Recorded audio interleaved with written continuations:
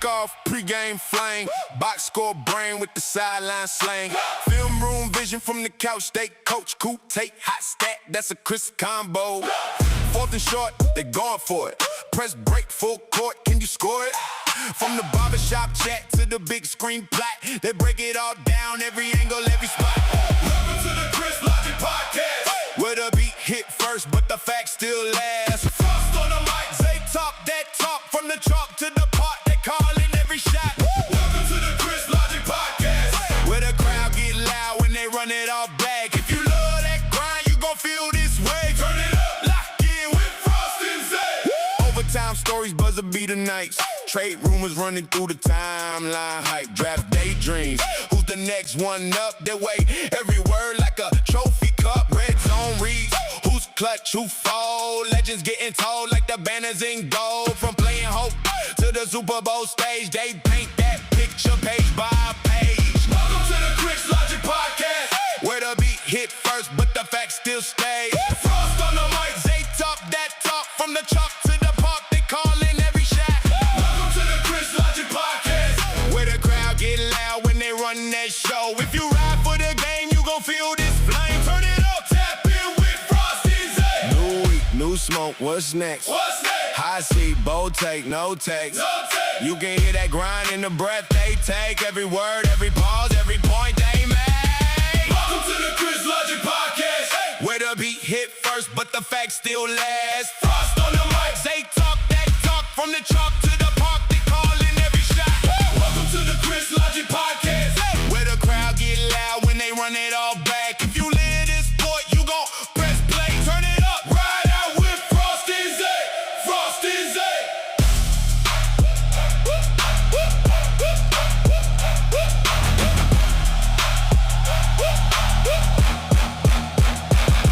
Turn it up.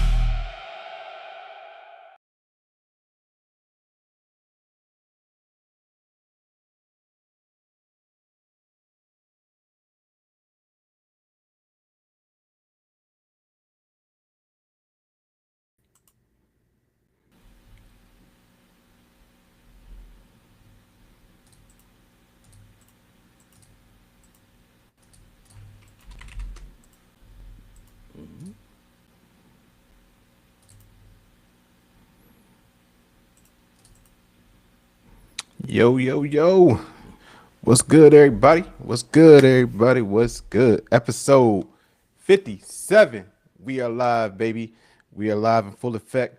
It's the man, the myth, the legend, the co-pilot about to some and then hey, equally as on the same level to some as well. You know, it's your man Zay. We are here live, full effect, episode 57. We got a good one coming your way with my boy, as you all know, Frost. Say hi to the people. Say hi to the people. Capo in the building. You already know what it is, and I'm sorry for the little blemish there. We're going to get that cleaned up there because this is episode number 57. Technical Here on the difficulties. Chris Logic Pod, you know what I'm saying?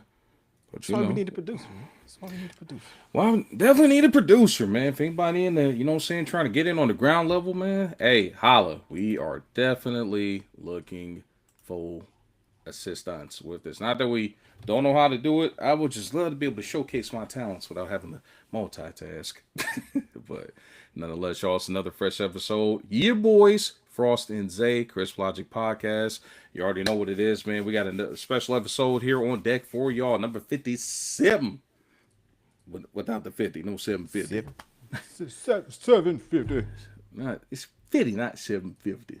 But you know what it is, man. But we got some first round NBA playoff smoke to discuss and some draft nightmares as we go back and relive, or at least deliver these report cards. Some great, some not so great for all your 32 NFL teams. And Zaya, I'm really excited for this one, man. 'Cause I'm curious to see what, you know, how people think about our picks for their teams. You know, we're going to be celebrating some fan bases, and some feelings might get hurt, and some bubbles and, you know, balloons and ideologies may get pop. If it get hurt, it get hurt, man. I ain't here to protect feelings. My boy, You know my what I'm boy said basically, if he dies, he dies. He dies. If he dies, he dies. No doubt about it, man. But I'm excited, man. This is Especially you another. motherfuckers on TikTok. Especially y'all. When we post the clips. As they used to say back in the day, you could sit on it and spin, my boy. Big Sit on facts. it and spin. That's right. You know what I'm saying? So yeah, nah. TikTok's quite entertaining, man. They the reason why I love making the content, man, because the feedback on TikTok be hilarious. Hey, I was surprised ain't nobody try to combat my Jokic take because they know it's true, man. And that's what I was Because they going to know it's say. It true. is true. There is no disputing that. But he win another MVP, and especially if he get another ring, it's time to start having some legit discussions, man. All he needs is the MVP. He don't even need the ring. If he gets in there, he got 4. He gotta give him 4. Rare. He's already ratified air with 3. To get into 4, was it 2 other players before? Maybe 3. I think so. We will find out, though. Yeah. So it's rarefied air, man. So. And if he get out this series, he can add down 3-1 and win the series to his bucket. I don't care. You know, you play who you in front of. I don't care if Ant got hurt. It is what it is. You got to play through it. You know, as they say, next man up, even though it might be over, but it's still next man up. Exactly. Yes, for us to address the MVP count talk, top dog, Kareem with 6, Michael Jordan and Bill Russell share 5, LeBron and Will Chamberlain got 4, Pop, 5. and then Bird, what was that? So 5 got 4 or more. Yeah, 5 guys he gets- got, yeah. So if he gets 4, he steps into 6 people ever on the Exactly. face of this earth. Mm-hmm. Which means automatically you're almost gonna be like he's top 6 all time, and you can't argue it anymore, right? Right? Can't, I'm just saying. And it will be time to shuffle the big man pantheon. I don't care. Y'all can hit me with all that era talk. You ain't seen no big man out there dropping triple dubs like that. So, you know. And averaging trip dubs, not just dropping a trip dub like he's capable. It's averaging a trip dub. He's done it. What, 2 seasons now? Maybe 3. I'm like, hey man, he's special. The most unathletic dude you could probably go see. Can't jump over a piece of goddamn paper towel. Hey, but he gonna give you this trip dub. He gonna give you 20. Man. He gonna give you this 25, 12, and 12. That guy cannot jump over sheet 1 of 500 and you Xerox copies of paper. Boy can't jump over the sheet of un papel. So, yeah. Oh, money already getting started, man. You already know it's a little bit of a cold war going on between me and Sir Marcellus, a.k.a. Money, a.k.a. the third man of the party, saying they Frost not gonna lie. The series go to Game 7. We got it. But you know what, though? You know what? Let's get into it, man, because we gonna I got your back on this, Money. I'll give the voiceless a voice. Oh, I already know why. Man. Because KG guy. I know you got it picked. I know that shit pays. Hey. Not only because he's my guy, it's because he's showing up. This is what they said he couldn't do last year. Like, and the thing is, like, I'm not even going to be like caping for K because at the same note. Palo putting on Young Man Rumble. Like, Palito Percate! Man, and you know what? As much as I hated to see them lose, it was such a damn good Game 5, bro. Like, in spite of our offensive shortcomings, a little bit of home cooking going on for the Pistons. You know, the refs seem to give us the Stevie Wonder treatment when we'd be driving on the end, but, it was a good game, man. You know, both of those guys, man, respectively, the 21 and 22 first overall picks, man, they show why they got drafted number 1, man, to be the guy for both their franchises. 45 plus apiece for both guys. They balled out. It was one hell of a game to watch, man. Like, I was thoroughly impressed, and that showed me a lot about Cade's DNA, man. Like, again, literally no tomorrow, at home, gotta win, gotta have it. You can't rely on Tobias Harris and Duncan Robinson. Thing is like this though. This is the part that's like crazy. Like as much as you just say like you can't rely on, like Tobias has stepped up whenever he needs to step up, he stepped up. He has been. He's really a 3. He's really a third option. He on any championship team you would think of, but he is stepping in as that number 2. He's a third option. He's a third option. He's a third option. Like he has a better offensive output than Chet. He's a third option. You can't do everything else better than Chet. I was about to say, because buddy. That's what I said. Scoring. He can get the same scoring output. He's a third option. He can be a third option on a championship winning team. The question has always been with him. The reason why he's been on so many teams is because he does it in moments. Like, it's just not sustainable for him to do that. But, teams haven't trusted him with, once upon a time, if you know your history, he did play for the Orlando Magic way back in the day. But, he got the G Money treatment. He was incapable of handling that shit offensively. But our team was a train wreck back then. Like, we stunted the growth of several guys. Hell, we could be responsible for his damn growth stunt. As quiet as it's kept. But no, Tobias definitely balled out specifically last night because they had to have it, and Cade couldn't do it by himself. I mean, 45 is 45, but you still need to get to 100 points elsewhere, and he did his thing. I can't even say Cade couldn't do it by himself last night. Like the way he started cooking in that fourth. But I can say the same thing with Paolo. Paolo said, "F passing.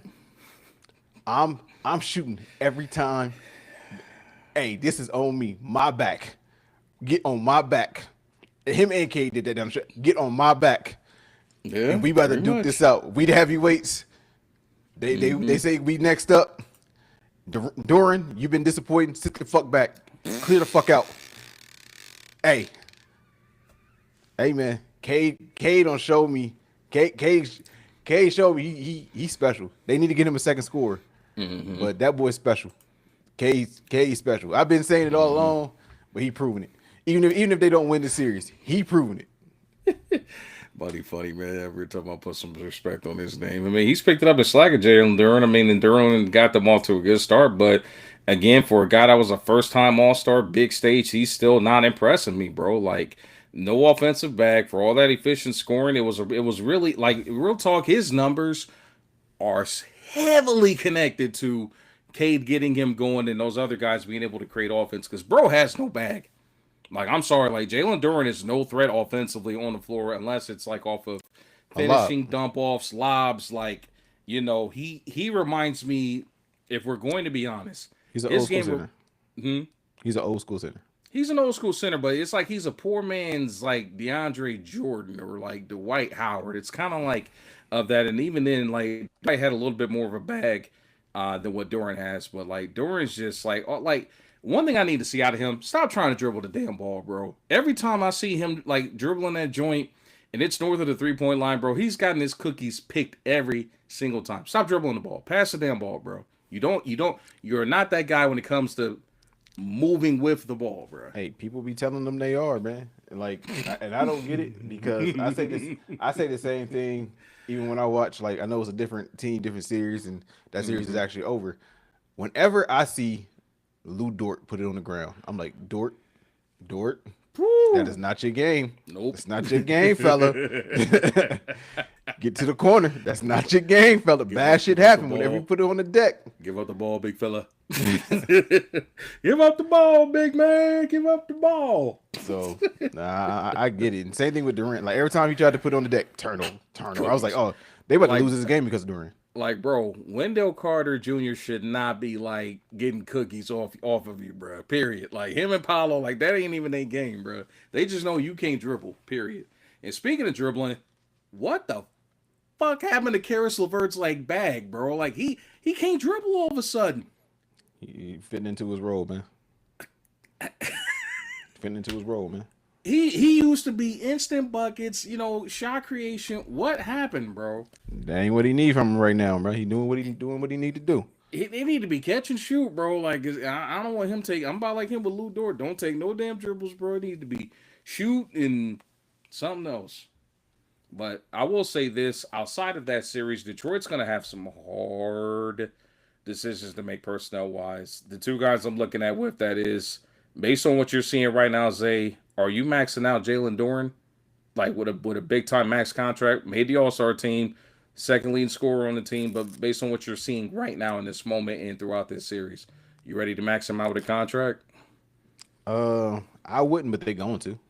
Two different things. Like, they're going to because in essence, you can look at it. Even though he was there last year, he didn't take that step. Right. Last year, he didn't take the step to being an All-Star last year. Cade took that step to being an All-Star last year. Yep. And Duran wasn't asked to do offensively what he in essence, being asked to do offensively this year. So they're gonna give him that same year of of growth. Like, okay, you didn't perform well this playoff, but next year, hey, I need that 15 and 10 from you every night. Every Walking into the gym. night. You walk into the gym, it's 15 and 10 from you, big dog. 2 blocks. So 60% shooting efficiency. I don't even need the blocks. Just contest the shot, make it difficult.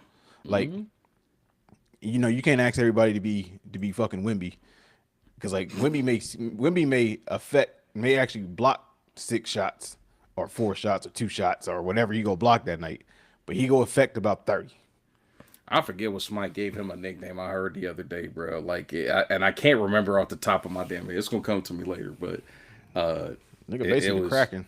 Basically. it was something else that was like hella clever, and it had to do like with being slim and being a shot blocker. I just can't remember what the hell that shit was. It was pretty damn interesting, but I can't remember it right now. Like I'm gonna kick my own ass when I remember that shit later, but. Nah, man. NBA playoffs has been pretty entertaining so far. I mean, if you guys have not been paying attention, Spurs next round, as expected, made pretty quick work of Portland, even though they did put up a spirited effort. Oklahoma City Thunder on to the next round after brooming the Suns. And somebody brought up a really good point, and if the Pistons could find a way somehow to get this guy, they might jump and be the best team in the league. You know who would be a perfect fit for them right now if they could find a way to get that guy? Ooh. And it takes him away from having to be the number 1 guy on his team and puts him right back where he needed to be as a number 2, more catch and shoot, less offensive shot creation. I know you're not talking about Marco Porter Jr. Hell no. Fuck no. Like, Fuck no. No. No, this guy has actually played in the NBA Finals. And played alongside of Dan. So is Michael Porter. Hear me out here. That's a true floor general, but Michael Porter Jr. But no, we're not. Well, let's get somebody that can do it. And actually, our guy in the chat just nailed it. If they can find a way to get their hands on Devin Booker, somehow, look the fuck out. Disagree. Look out. Look out, bro. I'm sorry, man. Disagree. He would put it this way. I know right now, based on what we're looking at right now. No, but him and Cade together, where he doesn't have to be on the ball, you put him right back in that role that he was like with a Chris Paul on the team and a good decision maker and a shot maker like Cade. I'm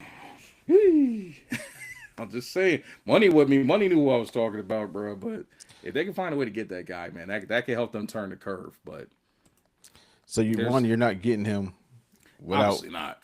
Like, I mean, no, if you could, I mean, obviously any movement you'd have to, which I might say you might need to do is seeing that he can't shoot. You're coughing up Asar Thompson, obviously. Outside of that, I don't know. You got to make it work. Picks Asar Thompson. I don't know. Got to find a way to make that work somehow. Because Phoenix is also going to have a hard decision to make, like with their backcourt. Their long term. I have another option that would help him, and they wouldn't have to give up as much. If you being like just on the fly thinking of it, sure. You may not like it, but if you take the ball handling responsibilities off of him and let him go back to being an off ball scorer, this team ain't gonna give him up either. But honestly, if you can get him fucking Tyler fucking Hero. It complements his game fucking perfectly. Yeah, I mean, a guy that can legit stretch the floor. Not as much of a defensive liability as, say, a Duncan Robinson. Actually, the guy is quite as kept that helped push Duncan Robinson to the back of the damn bench in Miami. You know, so if you could secure a Tyler Hero, to me, he'd be a less expensive option. Oh, much less expensive. And you know what I'm saying? Like you can, and less of a headache too. So. I would prefer something like that because it still lets K be the star. Yeah. And it wouldn't be this thing to where it's like, is Devin gonna come in thinking that he's still running the show? That's the issue. Because Devin in his head is a superstar, not a star. Yeah, no doubt. Tyler Hero is not a superstar in his head, but he can give you 20. He can give you 20, and he can be he's a great secondary ball handler. So if you want to switch it up and be like, hey, K, go off ball, right, and get to your spot so we can get it back to you. Like, if you need to turn the keys to the offense over to that guy while your star does get his rest and doesn't wear himself into the ground, I agree with that. I think if Devin Booker could eat a piece of humble pie and humble himself, it could happen. But we can only hope. You I know, don't see that because they would take like 5 fucking first round this picks it now. might take picks and Because throwing a Sar Thompson to make it it's sweet. definitely gonna take picks at this point because Yeah, now they picks aren't as valuable. right, right, That's right. the issue. So it's gonna take like 4 to 5 first rounders. Yeah, I'm just saying, like to me, the gap between Bane and Tyler isn't that significant, if it's any at all, between Tyler Hero and Bane. So if 3 can get you fucking Hero, I'm doing that over giving up 5 for Book. technically it was 4, but here's what Pete. It was Here's one of them was a swap though, right? nah. It was all for I think one was a pick swap, but still it was like still 4 first rounders nonetheless. Yeah, I thought one year But was a pick swap, but yeah. But a lot of people forget with that trade. It's not that Desmond Bain was necessarily worth 4. It was No, it more was a salary so dump. because you had to get rid of that shitty ass contract of Kentavious Caldwell Popes, as money all remembers about that guy did for Detroit when he was there. But they had to get rid of that contract. 3 years, 30 mil to get absolutely nothing and much less defense. I mean, granted, he probably took advantage of the fact that he had highlights playing alongside true offensive engines like LeBron James and like Nikola Jokic, so but yeah. Well, no, Detroit's probably, I would say this is still early. They're still ahead of the pace. I think they have a very bright future. I just don't know right now if they are a legit 1 seed in the East right now. Like at this very moment, I think they would look good in the season. You took advantage of a lot of teams that wasn't quite 100% ready, but the roster flaws are showing right now. Like they just really need to add one more guy that can give you 20 and consistently take the keys away from K when needed. You know what I mean? Give They're him a on the chance to play exact off the same ball. trajectory as OKC. Like They are, like, yeah. I'm not saying that they OKC. I'm not even They ain't saying got that the big Cade. draft picks, I'm but not even saying that Cade is Shea. He's very Shea-like. He's Shea-esque, but Shea is still levels to this shit. Shea is like on a different level, but Cade is like in that same type of a cloth, right? So that's Right. one. OKC has had the first number 1 seed the last 3 years. This year and the last 2 previous. This is their first year. OKC was ahead of the curve when they got that number 1 seed, and it showed in the playoffs, just like it's kind of showing now. Right. So they should only theoretically build off of this. Now they don't have Presti, probably the greatest GM in basketball history. If we get in for real, The indisputable fact, the Chris Logic podcast officially supports any nomination for Sam Presti as the greatest executive of all time. Period. so like they're missing that element, but they have a couple core pieces. Like they do need to get a nice secondary. Like he needs a running mate. Somehow they gotta find Cade a running dog. Like, and I don't see it. They wanted it to be fucking Ivy, and I told y'all it was never Ivy. Money. Oh man. So Let's not talk about like irrelevance. like I'm just saying like they fumbled so bad on that one because I know. like His growth also got stunted under Monty Williams, man. Like, we gonna be honest. I can't even blame Monty. Like I'm not blaming roster him totally, but that roster was so shit that he got was dog shit. Like, Yeah, and they it was told dog him to make a miracle. So I need you to make a feast out of shit stew. I'm trying to see something. Like, yeah. Let me look at his draft, right? Because Talking about this upcoming draft? nah, so like for instance, right? Instead of Jaden Ivey, they could have went Benedict Mathurin. They could have went Shaden Sharp. Okay. They could have went Jalen fucking Williams. He was also in that same draft. Like, But none of us had him pegged like that, though. I'm bruh. just saying, Like, we could speak 2020 at this point. yeah, at like- this point, yeah. I'm just saying it was other picks. Woo. Peyton Watson that's with Denver. Like he's to me, he's better than him. Like he was at 30. I'm just saying Jaden was never that guy. Even at Purdue, he wasn't that guy to me. Damn. So Why you giving him the Bishop treatment, bro? Why you trying to say? I ain't trying to tell you shit. I'll tell your mama you ain't shit. Like, damn, you feeling Did that the shoe strongly? fit? Did the shoe fit? Like for instance, like Oh who would you shit. rather? Obviously, I know the answer. Him, Jaden Ivey, or Christian Brown with Denver. You're taking Brown. You're taking Brown. He's a defender. He's a shooter. You're taking fucking Brown. The only reason why I'm taking Brown is because I see what he does beside another offensive engine of Jokic. So I mean, I would take him, and also from the outside PR standpoint, I would probably take Brown too, because I know I ain't got to deal with the bullshit off the court, you know. Yeah, but the clear one to me is Benedict Mathurin and Shaden Sharp. Them for two sure in that was class, always yeah. better. Them two, I can't say Shaden because Shaden didn't actually play at Kentucky, but Benedict was like that at Arizona. He was I'm definitely sorry. like that. No, Benedict was that dude. I just think he just joined the Pacers. Well, one, he got hurt, and two, he joined the Pacers backcourt that just got like got crammed real quick. Because he even balling off the bench in with the Clippers. Like Yeah. he averaged, I think, 16 off the bench. Like Yeah, true.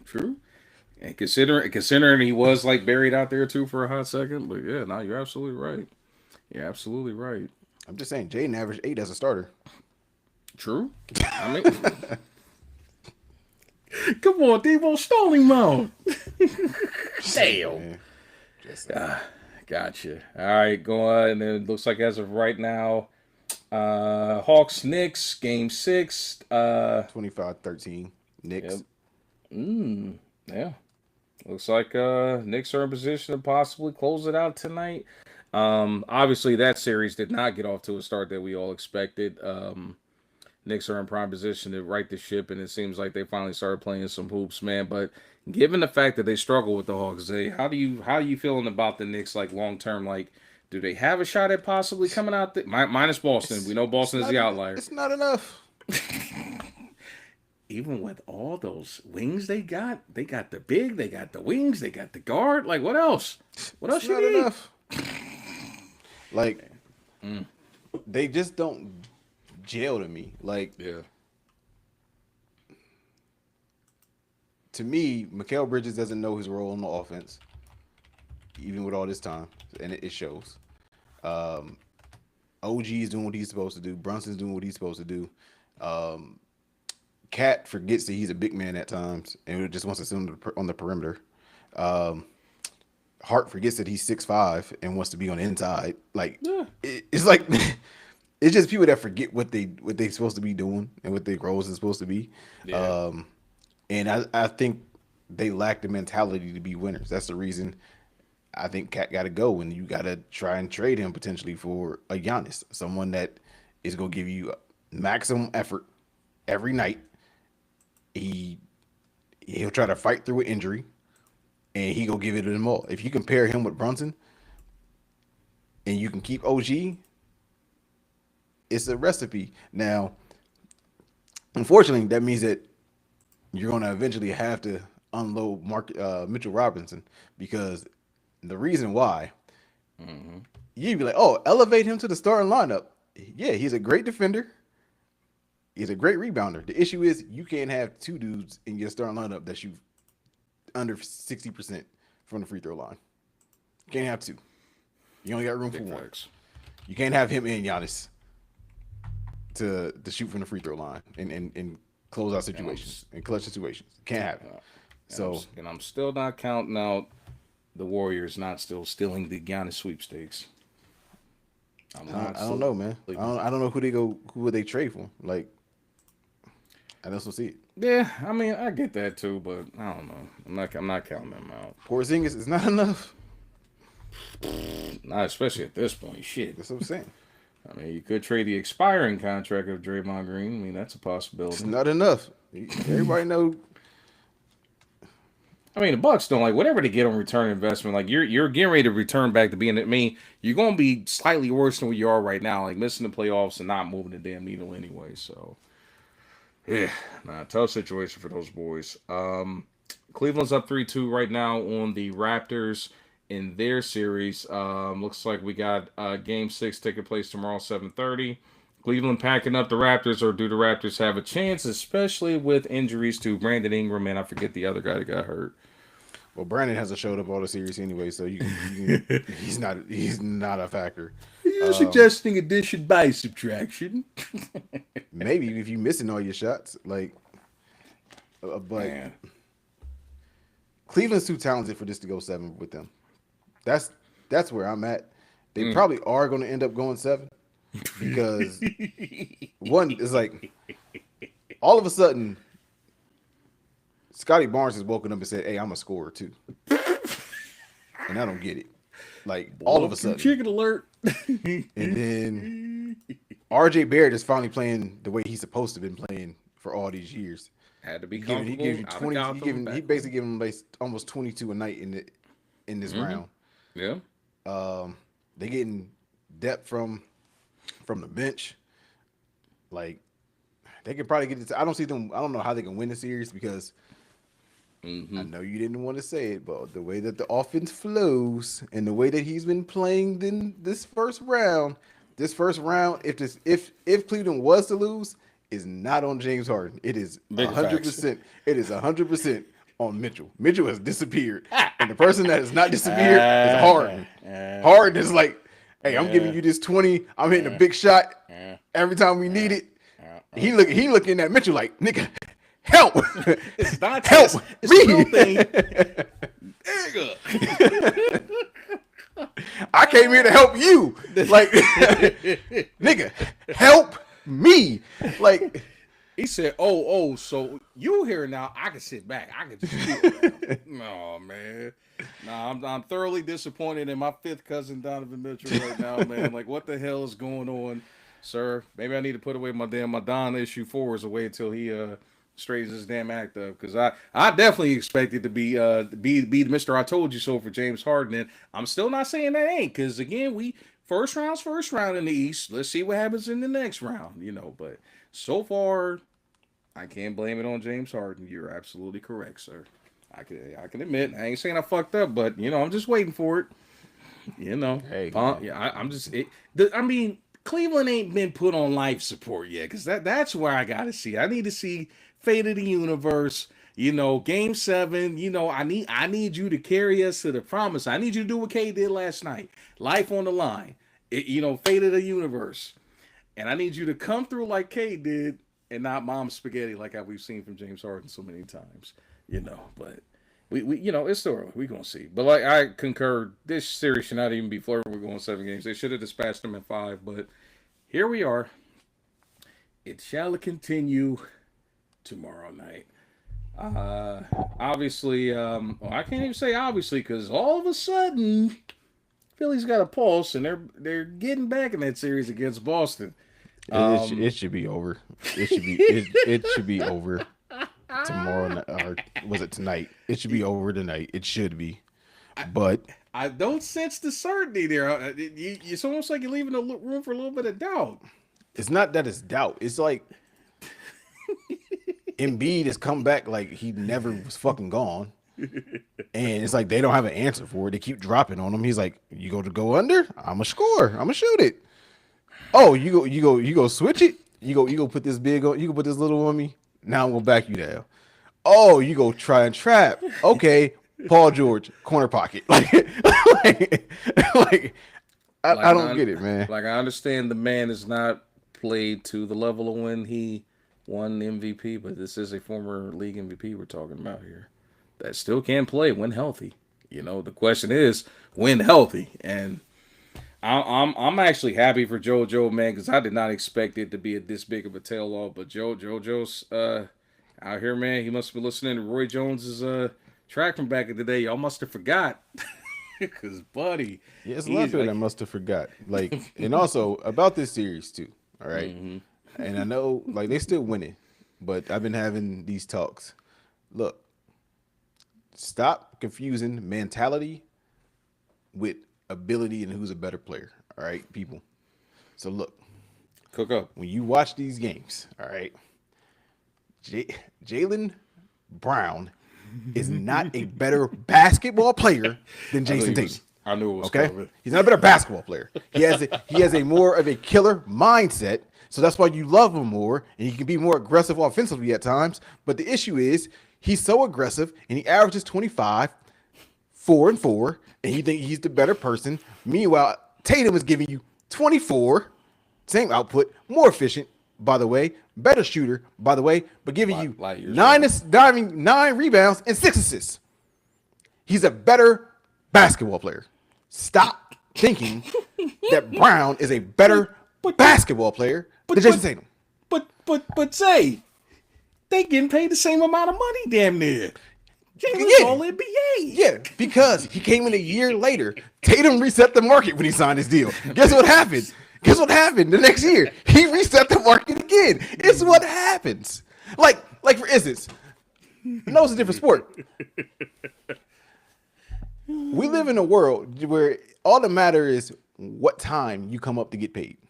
Because at the end of the day, different sport. It's no reason that Alec Pierce should be within $5 million of a salary of Jamar Chase. The fuck are we talking about? So don't give me that. This is what he's making. It's because of the market. It's because of contracts keep going up because they're making more money. So it's going to happen. Like let's stop it. But he was the top target for the Colts. What do you mean? Yeah, he went over 1,000 yards. What do you mean? Yeah, 1,000. I think he had 1,003 yards. Yeah, I know. And got paid $30 million a year. All right, literally saved by the fucking. If by the skin of your teeth was a person, it definitely would be Alex Pierce. That's an analogy. I'm just like, so I don't want to hear like he's being paid this. Yeah, they reset the market. Nah, like man, even think about it. I give you this, even basketball terms, because I heard on the podcast. CJ McCollum when he was on the 520 said, only thing he do is give Giannis shit because he got a bigger extension than Giannis did when he was with Portland. It's because of the market and it was because of the time. Oh boy. The fact is, he had a bigger extension. Is he a better player than fucking Giannis? Obviously Absolutely not. Exactly. That's my whole point. So the money doesn't matter.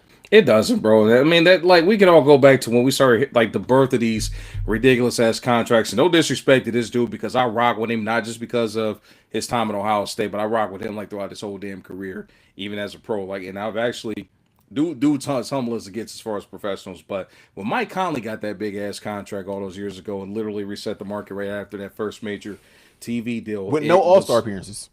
With no All-Star appearances, he was the highest paid player in NBA history. Mm-hmm. History at the time. At that moment, yes.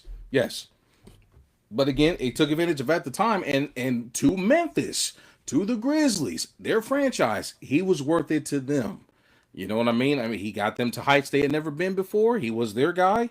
You know what I mean? Fringe all-star player. You know, unfortunately, he was just a victim of the time and played in the league with a bunch of damn point guards, especially in the West at that time. Like, you were getting a nod ahead of Chris Paul, Darren Williams beforehand. Russ, obviously. Like, you just wasn't getting that nod ahead of those guys, bro. Period. Dame, you just weren't getting that nod ahead of him.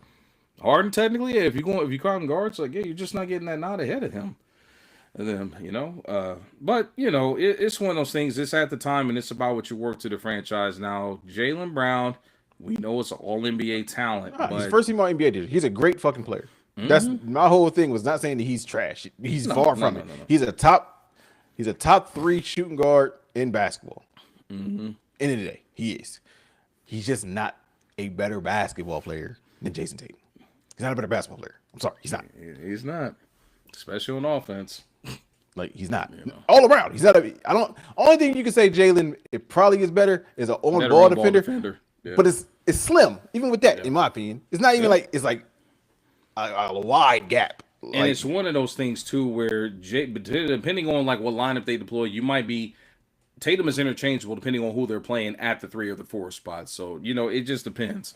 So, but I think if called upon, he could take on like the team's like best perimeter player if need be. You know. He can. So I seen him do it. Like he definitely can. Like they both can. Yep. But he's just not a better basketball player than Tatum. That's all I'm saying. Like he's great. He's great. He's a first team all NBA player this year. Mm-hmm. Undeniable. And to he's just not better than Tatum. And I hate bringing this up. I really hate bringing this up. To think that the Sixers traded up to go get Markelle Fultz over Jason Tatum. Mm-hmm. But I mean, Markel looked like that dude out of college, man, but injuries, boy, that's how bad you can fuck up in the draft. Oh, let's see what else we got to unpack here before we move on from the NBA. We already know where we're at with the Nuggets Timberwolves. We already talked about Pistons Magic. I think it's left on only one series left to talk about. Yo, boys, Lake Show should have been done with the Rockets, but here we are heading into Game 6 tomorrow night in Houston. Zay, is it time to hit the panic button about the Lake Show, or do you think they close them out on the road, or is this going 7 games? I think it's going 7. But I think we close it out in 7. I don't know. I don't see how we lose to them 3 times in a row, barring injury. We should have beat them. I told you we weren't going to sweep them. I told you that. And sure enough, I said, How did I know? I said, because the thing is, like, I said, Bron gonna take a night off, not knowing 10 points, but I was like, he gonna take a night off, like, Oh my god! and it happened. It's exactly what the fuck happened, and then fucking straight bullet there. Shit. you was like, nah, ain't gonna. I'm like, bro, he gonna take this night off game 4. God So damn it. I mean, not too packed it the fuck in, like, buddy. like I hit the nail, hit the nail on the head with that. Niggas gonna take a night off. I knew it was gonna happen.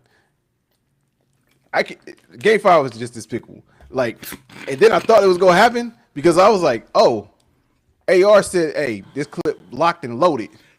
He came in, first shot in 3 weeks, 30 feet, bucket. Trade ball, like trade ball, nigga, trade ball. So I was like, oh, he locked and loaded. AR ain't messing around. Mm-hmm. It just wasn't enough, man. Like, Ayton was balling. We start the game off, but like Thompson and Jabari Smith is doing their thing right now, and I there's nothing I can say about it. Like, but we better win this damn series. We up 3-1, like, and I'm speaking it from a Laker fan, not even from like a Bron perspective because I'm a Kobe guy, but Bron's legacy can't let this shit happen. It'd be different if KD was actually playing. It's a little bit different. Just a little bit different. You doing it without KD. That's the issue. And besides game 4, you've been balling this whole fucking series. Yep. You got to turn on game 6, man. Yep. Like, don't leave it up to chance to put all the pressure on those Lakers. Like, because at that point, Houston playing with house money in LA, all the pressure on you. Yeah. I'm with you, sir. It shouldn't be at this point, but here we are. You know, all the Ime Udoka slander should be slowing down because he is finding a way to get it done in spite of missing a all-time leading scorer with a bunch of young guys that have a pretty flawed collection of guys in general. But you know, finding a way to get it done, finding a way. And I concur that definitely for the sake of LeBron's legacy, like it can't go down like this, bro. Like it just can't. Can't happen. It cannot happen. He's still too good of a player. I understand Father Time's knocking, and I understand that, you know, late in those games, no legs, you might let a Reed Shepherd like pick off something and go down and dunk the damn ball. That was like so disgusting too, by the way, like watching that. But you know, I think they got enough, man. I'm not ruling out a possible closeout in Houston tomorrow night, man. I think for his sake they need to do it so he can get him some damn rest, however much it may be. I mean, hell, if I'm looking at the bracket right now, nope, they got the Thunder waiting on them. So, yeah. Oh no, we're not getting past the Thunder. I knew that. Yeah. So we're gonna see what happens, man. Your thoughts on? I mean, do you think that there could be some shuffling going on in Houston with Kevin Durant basically being out the rest of the series and with the static coming into it? Nah, I think everything good in Houston. I don't see any major movements going. They didn't have a point guard, which they didn't address. So Udoka is safe. The GM may not be safe, but I think players and coaches wise, I think they're pretty safe. So I don't see any major shakeups. If it is, I can see Fred being gone because of that contract to try and get another point guard in. But outside of that, the core is young. The core is gonna be there. Um, I don't think this is on KD because KD still gave you 25 at year 18. Like this isn't KD's issue, so I'm fine with it. I don't see any major shakeups happening. I got you. I got you. We're going to see what happens there. But yeah, it's going to be interesting, man. But we definitely got some game sixes and possibly some sevens on deck. Be sure to stay tuned to the NBA playoffs. On that note, folks, we are gearing to switch gears because, again, what's a Chris Logic podcast, even in the off season, without us talking about our bread and butter that is football de Americano, North Americano. The NFL. That's right. Segment 2, man. It is time to start dishing out these report cards for these NFL teams and how they performed last Thursday and even leading up to last Thursday. Because some teams, it wasn't necessarily what they did on draft night. It might have been what led up to draft night to set them up to have a decent draft night. So, but no, definitely some interesting stuff, man. After getting a time to kind of sit back, go through, what teams did, how they addressed their needs, how they addressed some needs, and how some totally neglected to address their needs. But yeah, Don't give them too much bloodbath. Don't give them too much early bloodbath. don't do it, bloodbath. Give me your right, punk. Dust your. That shit will never not be funny. So, but before we get into the actual grades here, we are going to quickly throw out a couple of shout outs here. Maybe give it like 2 or 3 teams, or how our teams did, not necessarily their grades, but who would you say, Zay, is your... We'll just go by conference real quick. We'll do that. Because I don't want to give away too much sauce as to our official grades just yet. But who would you say out of the AFC teams was your pick as far as like cooked in the war room last week? The Jets. I concur. The Jets. Like, I wasn't crazy about the pick, either whether it be him or Arvell Reese. I just wasn't crazy about either one. Yep. But like the King Sadiq, and then they addressed everything. Like, so they got an edge. They got King Sadiq later in the first round. In the second round, they went out. They addressed and got one of the best pure corners. Undersized to some, but they got Pons. Like. In the second round, and then you look at third round. Let's see, they went.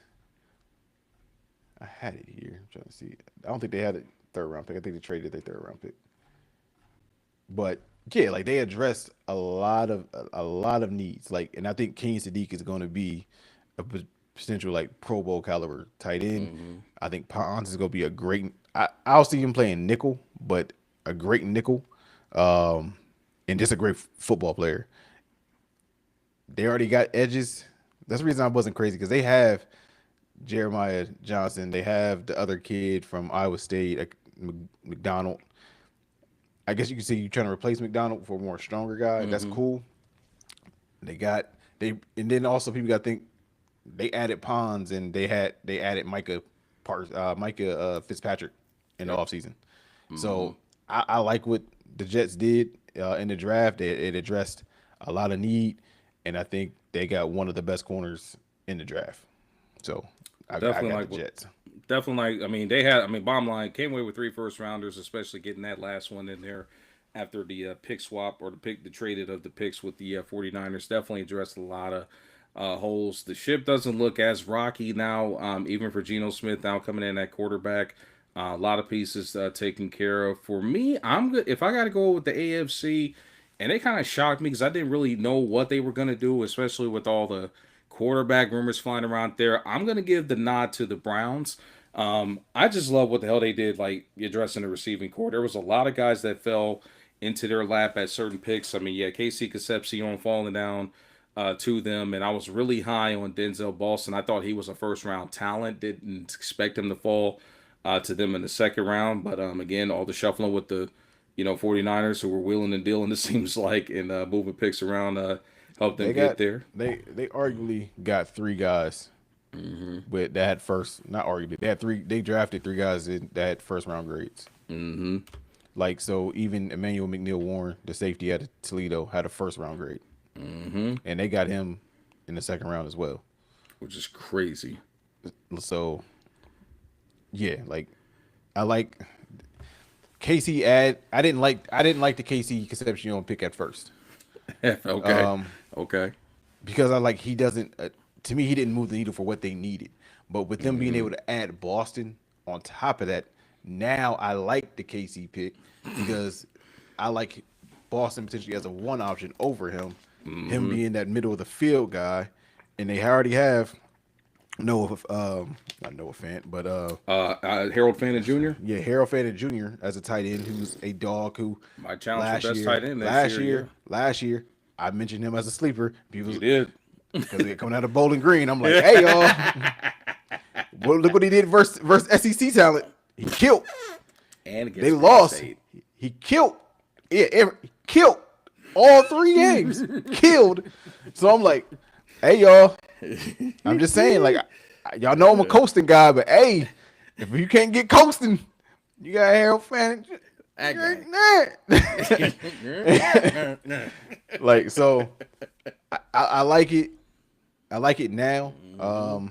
They address tackle. Yep. They address a lot of needs as well. Yep. So I like it. I ain't mad at it like at all. I like what they did at the end of the day. Got you here. Let me revisit my little cheat sheet I got right quick here. And we're gonna switch gears and move over to the NFC here, winners and losers. I'm gonna say they stumbled into this because I really didn't know what the hell they were gonna do, but they probably got the biggest steal of the damn night, and that is the Cowboys. Just Caleb fell right into their laps. I hate that for you because I know you wanted him originally. No, so I ain't gonna say they fell into it because they did trade up. You know, it was one spot to get him. Yeah, but you had to give up, which they weren't drafting. They must have got wind that somebody else was trying to trade up to get him. But to me, they got the best player in the draft. Yeah. And what I think validates that, I don't know. I know a lot of people don't watch Bleacher Report when they have their, but look. Malik Neighbors validated everything I've been saying. I got a bone to pick with him, but go ahead. Go ahead. I don't know what bone you got to pick because he said a lot. If you talking about what he said on it, he said a lot, and I agree with a lot that he said. Because I feel like your bone might be with, I want to guess, Carnell Tate, but he's not wrong. And then I think the perception is that people was like, oh, well, he wouldn't have been the one that I'm sorry to tell you, he was better than Marvin Harrison Jr. in college. Look at the numbers. He was better. Who's this? Malik Neighbors. Go look at the numbers. He was better. He was better than. I'm not going to dispute that. So to say that he wouldn't have been a 1 option at Ohio State is crazy because I don't think they understand how good of a talent Malik Neighbors is. They were saying that Malik Neighbors wouldn't have been a 1. Yes. Actually, you know what? I do remember reading that on like the 11 Warriors or something like that. Yeah, he can't say that because he wouldn't have been a 1. I'm like, y'all got to realize Malik is one of them. Malik is one of them ones. He one of them ones out of LSU. Like it's obviously the wide receiver you debate is clearly between 2 schools, and it's either LSU or Ohio State. Take your damn pick or pick your poison. But Malik Neighbors is in that conversation, bro. He definitely could have been a 1 at Ohio State, like flat out. He was one of them. Yeah, they're just saying it because he's not 6'3". I'm like, he's 6 foot and he could take a 5-yard slant 80. LSU and them damn shorter receivers, boy. But they kill though. they kill. Kill, boy. So don't matter who the head coach is, they won't fucking kill. but yeah, like he said, he hate that he got drafted by them because now he has to play against him twice. And he is like a maniac on the field, and he just doesn't want to deal with that headache. Like that's like the ultimate compliment that you can get for an incoming rookie. And what makes it crazy, that means Neighbors has gotten 2 years of NFL checks, and Neighbors was such a fucking headache that he still can vividly recall them from his freshman year, playing him 1 time at Bama as a true freshman at 18. It was like, hey. I never want to play against this motherfucker again. Hey, but you know what? Not Nick in my Saban life. said it. Nick Saban said it when he got there, and then Ryan Day paid the same compliment, bro. The dude is a football for that at that age. He's a football savant, bro. Like, there's a reason why you saw him like help like with them not getting cooked, over the top, making plays over the top, and he been able to help out with special teams, bro. Like, whenever you seen safeties like out there running shit back, bro, like you don't see that. Like, dude's just a footballer, man. But on the Cowboys, I mean, they kind of fell into his lap because if it was up to me, he would have found his way to somebody in the top 10 or at least possibly top 5. But I digress.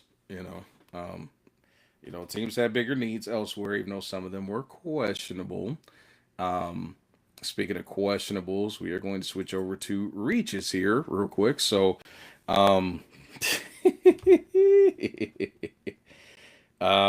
let's start in the NFC with this one. Zay. I'm gonna let you go first, man. Who do you think was the biggest reach of NFC teams in this here draft? I like how you switched it up and went with the reach. I like how you switched it up. Not who had the best draft in the NFC. Not biggest reach. It's easy. Oh, my fault. My fault. I thought you was agreeing with the Cowboys. My fault. Did you have an NFC team you wanted to shout out? No, you talking about the biggest reach. Yeah. No. Like draft night winners out of the NFC. My fault. I thought we were just on the same page with the Cowboys. I don't want to call them winners because of that one pick. Let's go back real quick. Like, so, like, let's see. Because who was it? I mean, because the Cowboys also. Because I did like Lawrence was also a good pickup. I like the Cowboys, but I like what the Panthers did with getting a secondary receiver, addressing the offensive line. So I have to mention them. No doubt.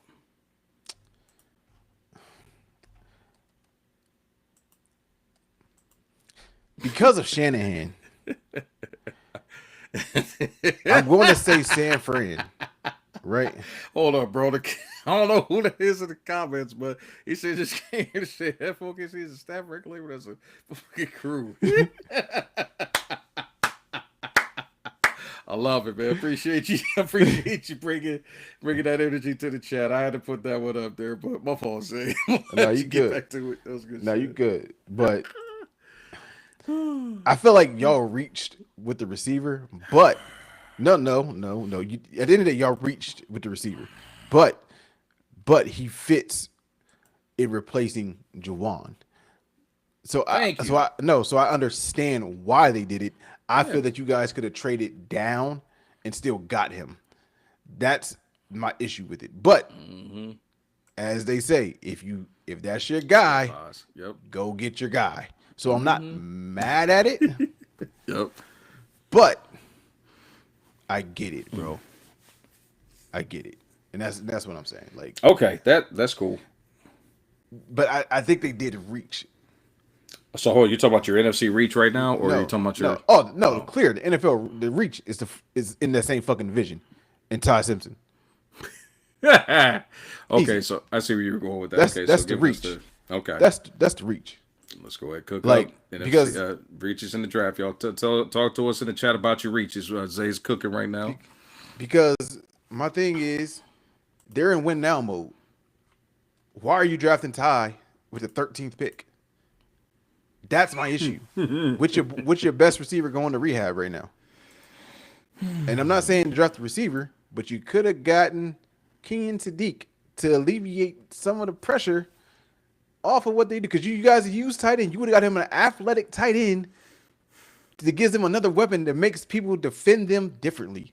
And they failed to address that. And that's my issue with it. Like, give them something. You got the running backs. You got two.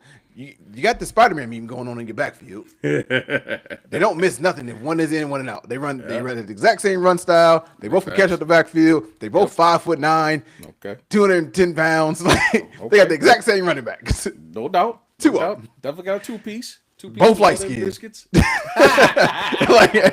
With tattoo. They drafted the same dude twice. Hey, they light skinned, but they ain't got light skin energy. They definitely got aggression. Hey, as Drake said, I'm light skinned, but I'm still a dog, nigga. Something wrong with it. Big facts, bro. Big facts. Yeah, I just feel like they're in win down mode. Like they're the epitome of fuck them picks, and then they drafted Ty. I feel like they should have said fuck them picks and go get another weapon to gear up for this run, bro. Like, Yeah, they clearly needed something, especially with the big. I keep saying it's a major issue. I mean, you have an older Devontae on the crew right now, still playing at a good level, but again, father time, one bad injury, never know. We don't know what's going to happen with the Puka situation. You know what I mean? Like there's some issues there, and like you said, Kenyon Sadiq was right there, and in which that would help. Like that would have gave Stafford, a target. And bottom line, you can't put a price on tight ends that can't produce right now. Like I wasn't as high when we first started talking in the mocks about Kenyon Sadiq, but after having time to watch more film, watch some stuff, I'm like, damn, nah, buddy, legit. he's an athlete. He's a fucking athlete, no doubt. Like, No and, doubt and about it. sidebar, just to fill it in because this is a sports show and we talk about everything. Yep. I'm gonna pivot just for 20 seconds. It is 62-22 in the Knicks Hawks game. With Pause. They just said they put about the ass. I ain't checked the score. With 6 minutes left in the second quarter. So it's safe to say that Kane Cool on 3 for the Hawks. They got packed the fuck up. They say we have your Southwest tickets ready to go for Cancun. Now departing Cancun. Bags no longer fly free. You are now free to move about the country. God dang. Ooh, shit. That's tough, man. That is fucking tough. As far as what reaches, man, it's obvious, man. I mean, I'm not gonna deviate from that. It's clearly the Rams. Like, there's not even another team that I can really like throw in the mix that made as epic of a reach. Again, you're paying a guy right now that with all these other needs, like not even just with the receiving core. This is a guy that's coming in right now, and Ty Simpson that is getting paid first round money to not play right now. Like, in my opinion, he could have been there later. I know they didn't have a lot of picks to work with, but like, bro, just you're in win now mode. You can't when you're in win now mode. You got to do what you can to win like right now. Like, you don't. I mean, 1 or 2 years left in Stafford. You know what I mean? I just know definitely one hell of a reach, and I knew it, man. I felt it in my soul. I started joking about it a little bit early when the Browns was on the board. Like, watch Ty Simpson, bro. Ty Simpson. Somebody had to bite the forbidden fruit, and unfortunately, it was the Rams. I sincerely hope he does well. But that's the thing, though, which dummies on TikTok don't understand. Mm-hmm. I didn't say he wasn't getting drafted first round. I knew he was getting drafted first round. He's just not a first round talent. He's only went first round because he's in this draft. Yep. He benefited by coming out this year. Mm-hmm. That's the only reason he's a first round pick. Definitely If he would have went back to college and went in that portal the way he was initially rumored to be going to the portal and came out next year, he wouldn't be a third round pick. It's probably gonna be 4 or 5 first round quarterbacks next year, and Ty wouldn't have been one. Damn. Next year, just quick because of how it's going. If Arch continues to ascend, it's gonna be Arch. You got Lenore Sellers, you got Dante Moore. That's just 3. Yep. I like Buddy. Be in that mix. I like Buddy Nestemaker from Oklahoma State, from North Texas, who I've been talking about. Oh, just at North Texas, and I think he's gonna light the Big 12 up. He could, very much could, and be a first round pick. He's 6'5". He can run. He got an arm. Are you saying he's better than Josh Allen? No, but people are saying that. I'm not saying it, but people have said it. They said, "Whoa, whoa." Me say it? No. But Trinidad though, possibly. I am did not. mention him in the chat. Trinidad. I don't like Trinidad in the pros. Yeah, me too. I love him as a college quarterback. I don't like him in the pros. Yeah. Like, he would have to fall to the right system. Like, he's a gamer, but I've seen gamers not work out in the NFL. Like, he's a gamer. I don't like him as a first rounder, and I don't like him in the NFL. But love for the 49ers is drafting mustache, No, like I always say that. Like, you have to fight the right. Like, he would work in LA with Nick Vay. He would work in San Fran with Shanahan. He may even work. It's 2 other teams. It's funny how it's 2 teams in 2 different divisions, but all in the NFC. Because he also would probably work in Green Bay with LaFleur, and he would probably work in Minnesota with O'Donnell. Big facts. And that's it. Yeah. So, Yeah.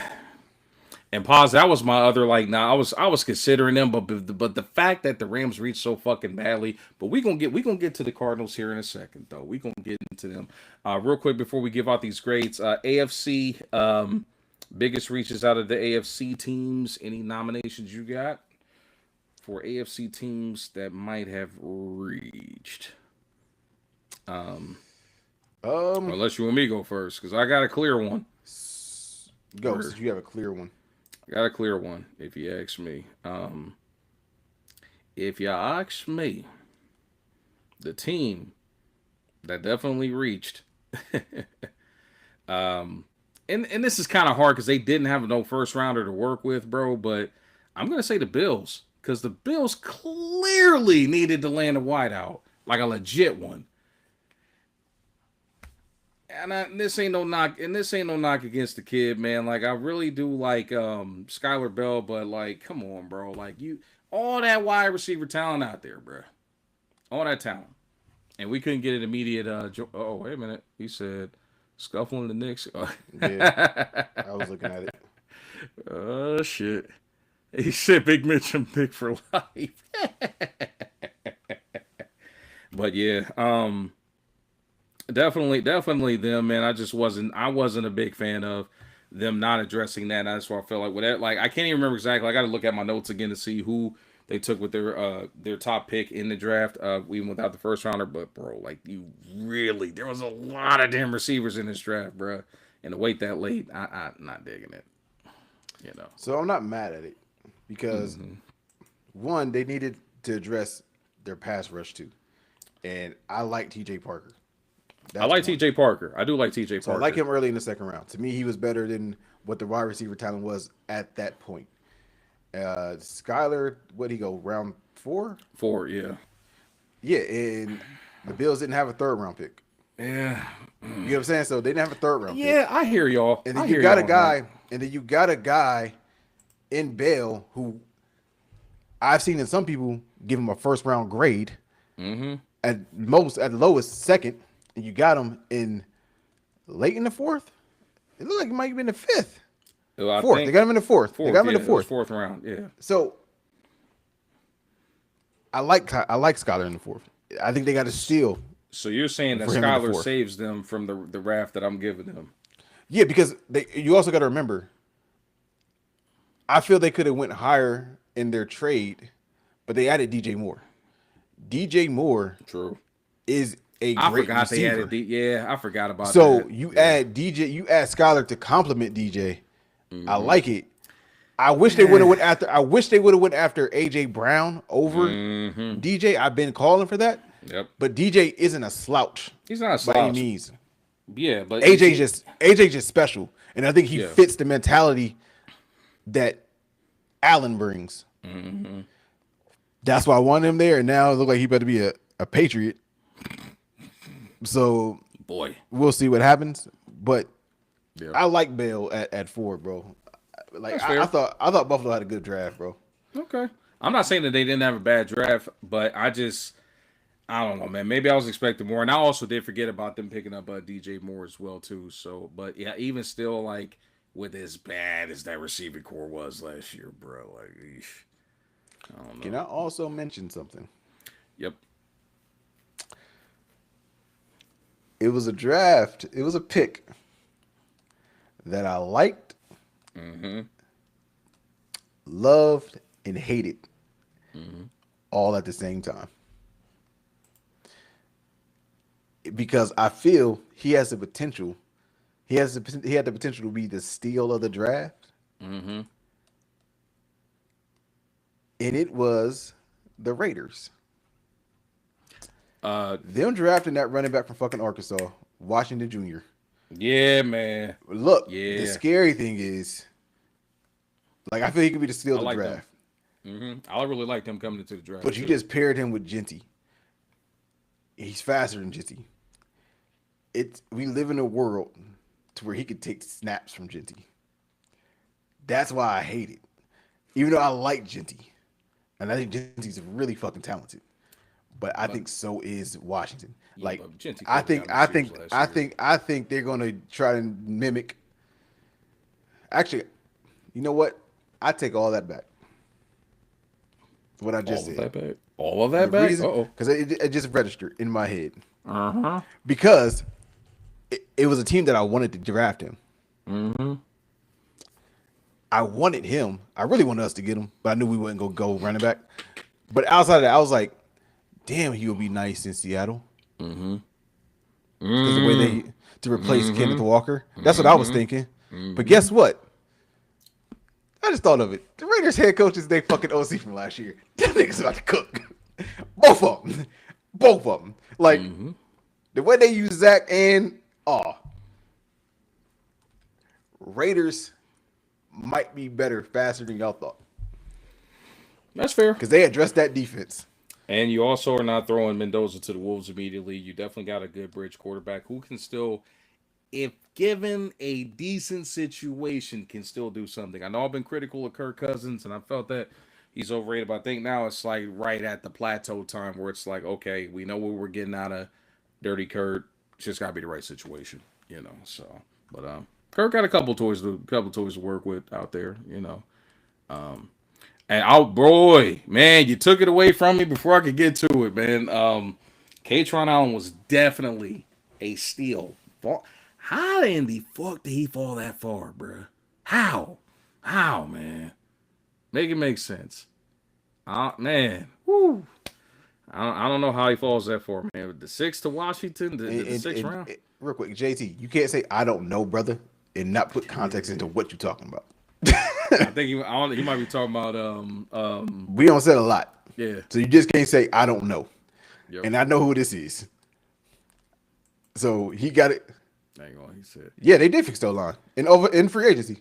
They definitely addressed the O-line. Because they got Lindenball, right? Yep. Okay. They got a top 3 center. I feel they overpaid, but they got a top 3 center. They added a tackle. Yep. Yes, they addressed everything, bro. Got you. Now, it just sucks that they're in one of the most competitive divisions in football because Also true, Paz, the yeah. Chargers ain't going nowhere.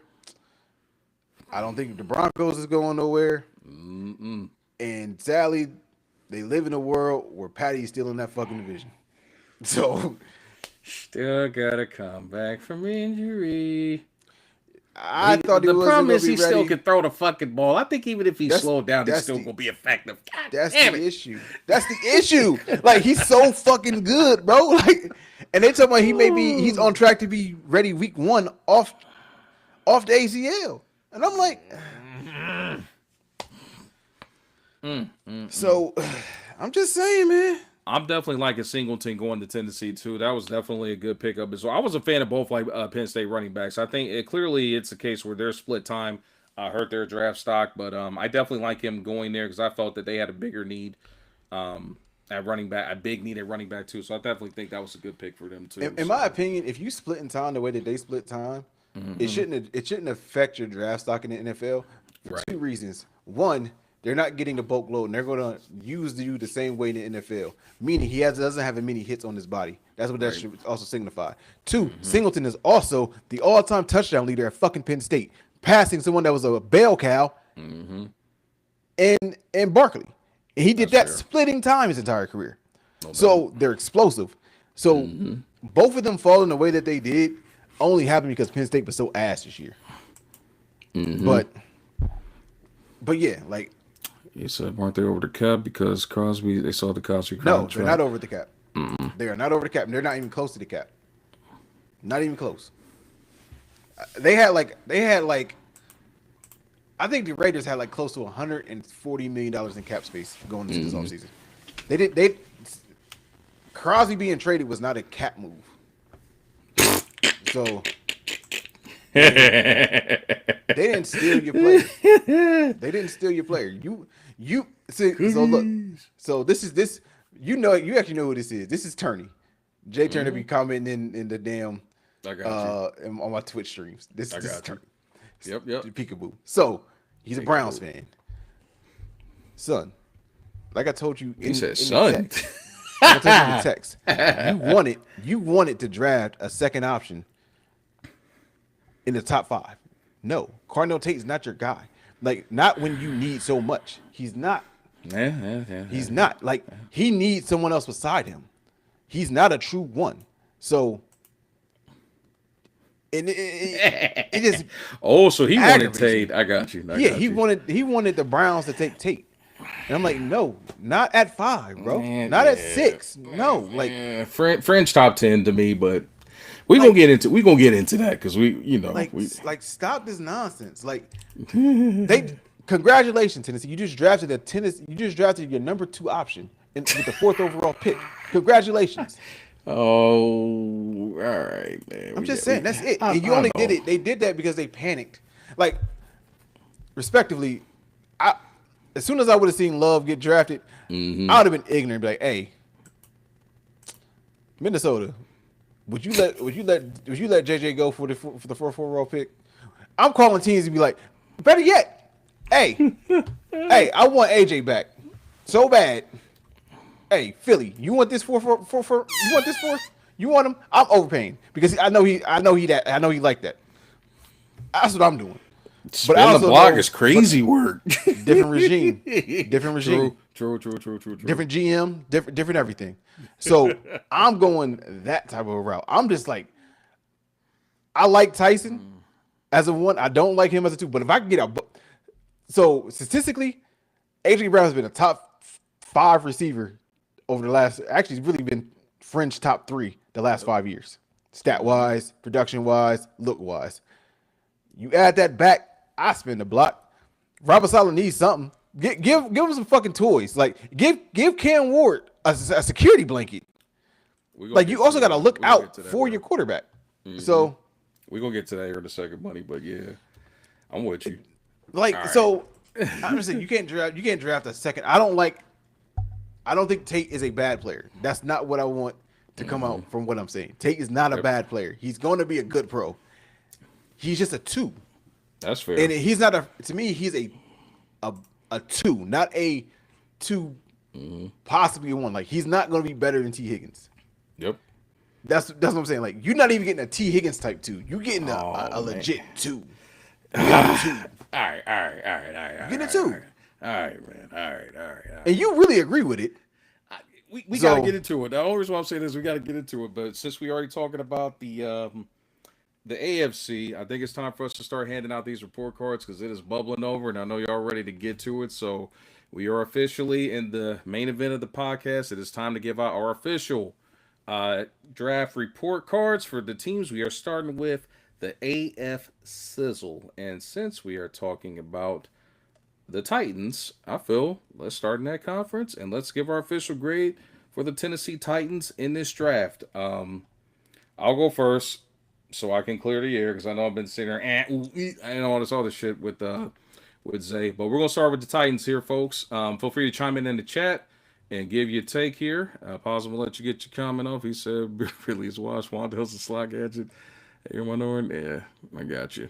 We're going to see. But if we're going to be honest, we're going to start talking about the Tennessee Titans here. I gave them a C-. And this is probably, as a Buckeye fan, go Buckeyes. Love my Buckeyes. And this might sound sacrilegious, but I just did not like Carnell Tate going that damn early. I felt that he was a one of the best receivers in this draft. I didn't think he was the best receiver in this draft. And I get it. They picked got stolen by the Cardinals. I know it was Jeremiah Love. That's the guy that they wanted. But I felt it was a panic move going with him, man. Like I really would have liked to see him go with Tyson. He definitely would have been the better pick. I do like obviously the pickups of Keldrick Falk and Anthony Hill to help out their defense, given that they're turning over things to Robert Saleh and Gus Bradley coming in from San Francisco.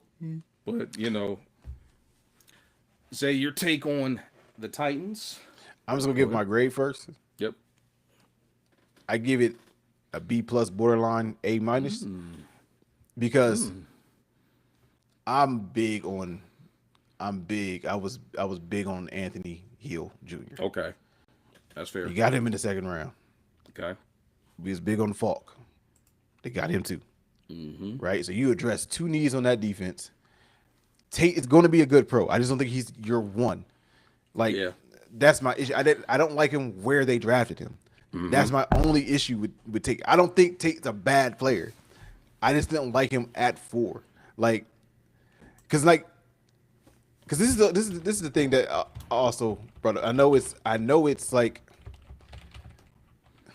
next year, but we live in a world where it's a possibility because of the way the NFL work that Jeremiah Smith is going to be drafted after 4 next year because of the run of quarterbacks, and that's blasphemy to look at it and be like Smith. It may be a 5th, 6th, or 7th overall pick, but Tate went 4th. We all know who was a better fucking receiver, right? Yeah. It's not even debatable. Yep. But we know how they value quarterbacks. I liked everything that Tennessee did. Like, they got their bona fide 2. Yep. I think they're going to be a receiver room by committee. Yeah. Kind of like San Fran, where they don't have a 1, and they just gonna make it work and just give him a plethora of weapons to try and throw to. Don't have that number 1 guy. Throw to whoever is fucking open. Yeah. Right. That's what I think they addressed. I give it a B plus A in that area because I like what they addressed with Hill. I think Hill's going to be a Pro Bowl caliber linebacker in the NFL. That's fair. I got you. Definitely like the NFT. And I mean, I definitely like what they did for their defense for certain. I mean, Falk and Hill is definitely going to be like immediate upgrades for them, especially with the new regime taking over. Also in the AFC South, Texans. What grade did you give the Texans? Texans,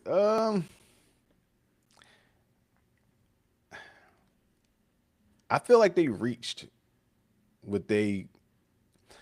Is this gonna sound odd? I'm a Michigan man. I don't. Oh boy! I didn't think Clean was a 2nd round pick at the tight end spot. Like interesting. I didn't like him in the 2nd round. Like, I like him. Yeah. I like him. Yeah. But the 2nd round, it's kind of crazy. Okay. That's borderline crazy. Like, because he was a blocking tight end for us. Like, I know they said he worked out really well and he put on a. You're a Browns fan. Your fandom choice flabbergasts me. Like, shut up. Like, so I would say like C plus. I think B is a reach. I feel like, because if I'm not mistaken, I'm gonna look at it. If I'm not mistaken, did they take him above? Let me see, because there's one tight end that went, and I think he went above him. Okay. No, all right, so he went just above him, because I thought he went before Eli, but yeah, we produced tight ends, but blocking tight ends. Like, so name outside of Loveland, who's a receiving tight end from Michigan that you love? Like Schoonmaker ain't one. Like, we're primarily blocking tight ends. Like, Marlon can catch, but he's not Loveland. Like, Loveland's special. Loveland's in that special breed of tight ends. Got you. And Marlon ain't that. So I didn't like him in the second. It was a weird run in that 2nd round of tight ends. It was like a weird run. Like, I was like, so I feel like they reached with him, but off of the way that the run went, and if you feel like that's what you needed, because they still have because you can't mention Jake Butt, because Jake Butt never. Like, he said he was never healthy in the NFL, so we don't know what he was going to be in the NFL. Right. We never know. Like, hit him with the Kanye. I guess we'll never know. Like he had the potential to be that, but he tore his ACL in the bowl game that he shouldn't have been playing in. So Jake would have been it, and pick Pride of Pick North. That's what he's supposed to have been. So yeah, man. Like, I felt it was a reach. So it was C plus. That's fair. I wasn't quite as harsh on the Texans. I gave them a B minus mainly because of the offensive line protection that they brought in. I mean, obviously, they went with the kid out of Oklahoma. I think it's Nwaiwu, and in the fourth round, and then obviously, Kalen Rutledge in the second round was like a solid pickup for them. So, got to protect the quarterback, got to protect your investment, and especially with talks of him regressing last season. But you got to shore up the protection and make sure that you protect your investment. So I gave the Texans a B minus in particular. Moving on, we are going to go to the Colts. This was a weird one for me because obviously no first round picks for them. I do like what they definitely did as far as like their defense goes, so I gave them a B minus. Solid pickups with second round. They went with linebacker C.J. Allen, and then obviously in the third they shorted up too with my man A.J. Halsey. I always get tripped up on his damn name as well too. So I really like what they did there defensively, but I don't know, man. It's other than that, it's like a bunch of like dead pieces, no first rounder, no sizzle. So answering that question. Yeah, I was about to answer that question real quick. One, I think their real issue. I know they liked Woody, their receiver and their running back. I would have been perfectly fine. They skipped out on clean and drafted Mike Washington Jr. in the second round. Yep. To get you a 6'1", 230-pound running back that runs a fucking 4.38, and that can also receive at the backfield to give you a bona fide running back for the next 6 to 7, 8 years. That would have been my issue. That or address receiver, and the reason you address the receiver is because of the injuries. Like Tank coming off of an injury, you don't have Christian Kirk anymore. You got I just forgetting his name. That Nico Collins. Nico Collins, yep. So you got Nico. So if they would have went with a big body receiver or something like that, I'm fine with that. I would have went running back if I was them because they did cut Joe Mixon officially.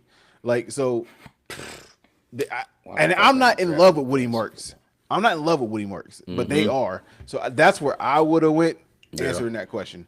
And it's not really an issue. I think that was their best. That or offensive line was their area of most improvement. Which I felt that they addressed that. So that's all I'm saying. And they drafted a backup tight end because they have Jake Ferguson, who was a great receiving tight end. So yep, that's my issue with it. But we haven't got there yet, money. To the Colts. Back to the Colts. Yep. I give it like a B minus. I like the C.J. Allen pick, but I feel like they got one of the best value draft picks of the entire draft. Them getting Deion Burks, receiver from Oklahoma, in the 7th fucking round. Yeah, it's crazy. Like it was a couple of like sleepers in that value pick, and I love it, but it's not enough to like catapult it up. I give him like a B minus. Yeah, that's fair. It sounds like we're about on the same page there. And then this one should be pretty funny. Duo.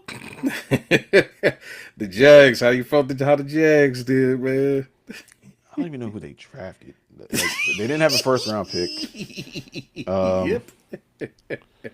Did they have a second round pick, or was that? They did. You had they picked up Pregnon out of Oregon, offensive lineman. And honestly, that outside of that, bro, I like that though. Yeah. To me, it's never a bad thing to address O-line. Yep. So I can get with that. Yeah. But they didn't really have a draft. Like, so they got okay. Yeah, like a C then. Like, I guess, like C, maybe, because like they didn't nothing moved the needle.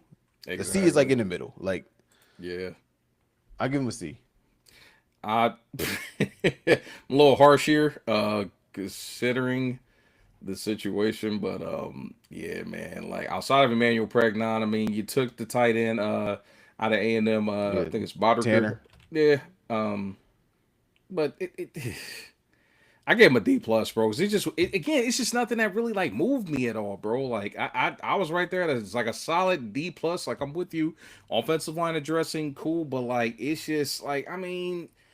Yeah, I don't know, bro. Like it's just somebody I'm like that just jumps off the page. I mean, Albert Regis, defensive tackle out of A&M. Okay, cool, but outside of that, bro, I'm like, it was like first team all who. You know what I mean? Like, Who the fuck is that guy? who the fuck is that guy? What the fuck is that? And that's also with two pods. They went with like two blocking tight ends, bro. It's like I don't know, man. Maybe protection for Mr. Sunshine, but I don't know. Jaguars didn't really have much to talk about with that. So on that note, we are going to stay in the AFC and keep it moving. We are going to move to the East Coast, and we're gonna kick it off with the Bills. I'm gonna let you go first with the Bills. How do you think I give the it a Bills? I give it a B. Like, I like the TJ Parker pick. To me, they got a first rounder in the second round when they didn't have a first round pick.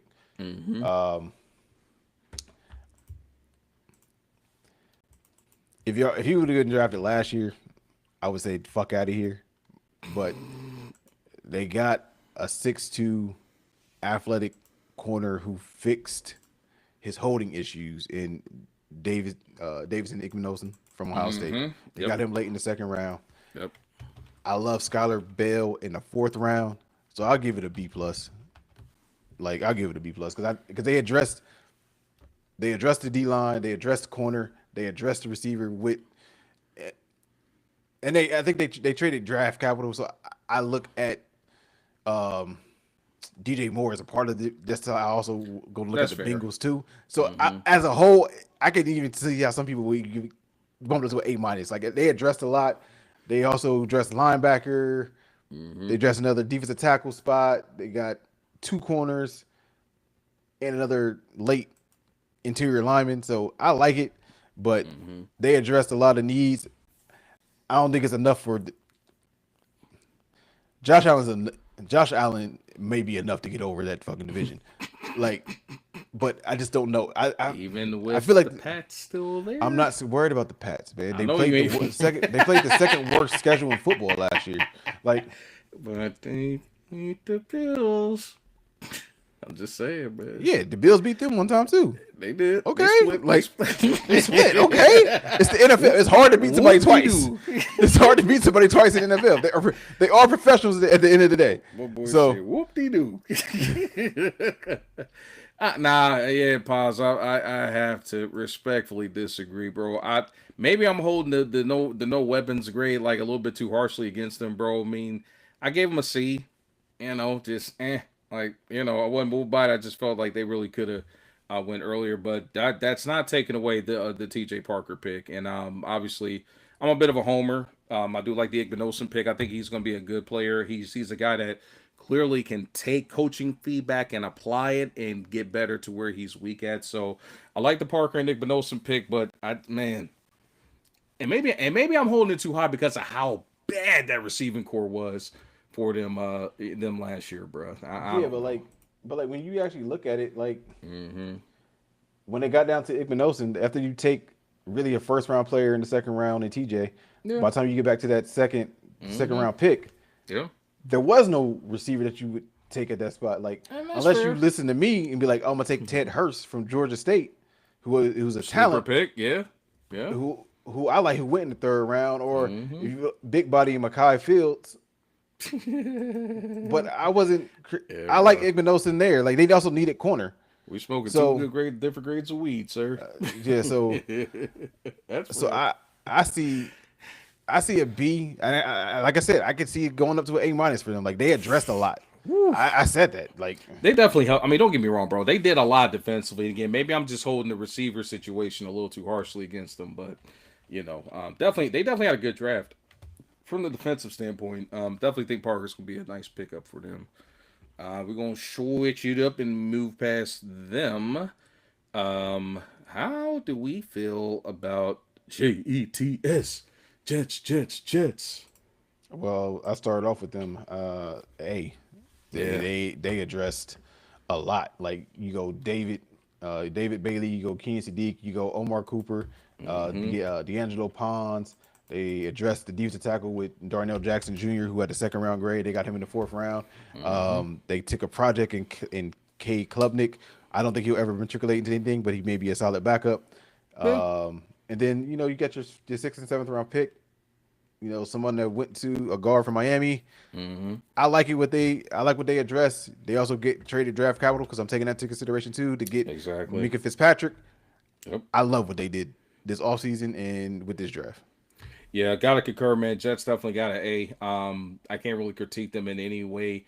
Anytime you come away with that big of a haul, especially 3 first rounders, 3 guys that can like literally impact immediately. I mean, clearly you need to upgrade your your receiving weapons. You did that in Cooper and Sadiq, and then David Bailey. Obviously, after again, I didn't watch a lot of film on Buddy. After watching more film and seeing, no, he's definitely a day one like ready to go for their defensive line. So definitely did that. A lot of solid pickups on top of that as well.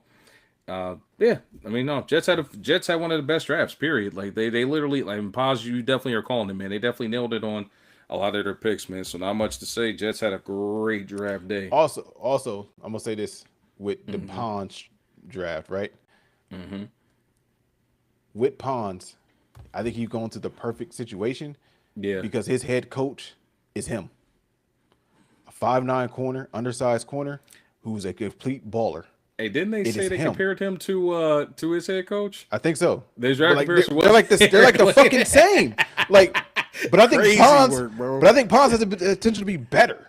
Like, Oh yeah, and and for it's those crazy that they don't got know, it because of his size, bro, which is yeah, insane. if he look, if Pons was 5'11", 6 foot, he'll be a top 10 pick. Oh yeah, for sure, Easy. for sure. Easy. Was Top he the 10 pick. one? Was he the one that went to high school with Yeah, down in Miami? Yeah. Yeah, Jeremiah? Yeah, Yes. okay. Yeah, locking shit up. All playoffs. He said, Yes. "Get out of my head." Like, so,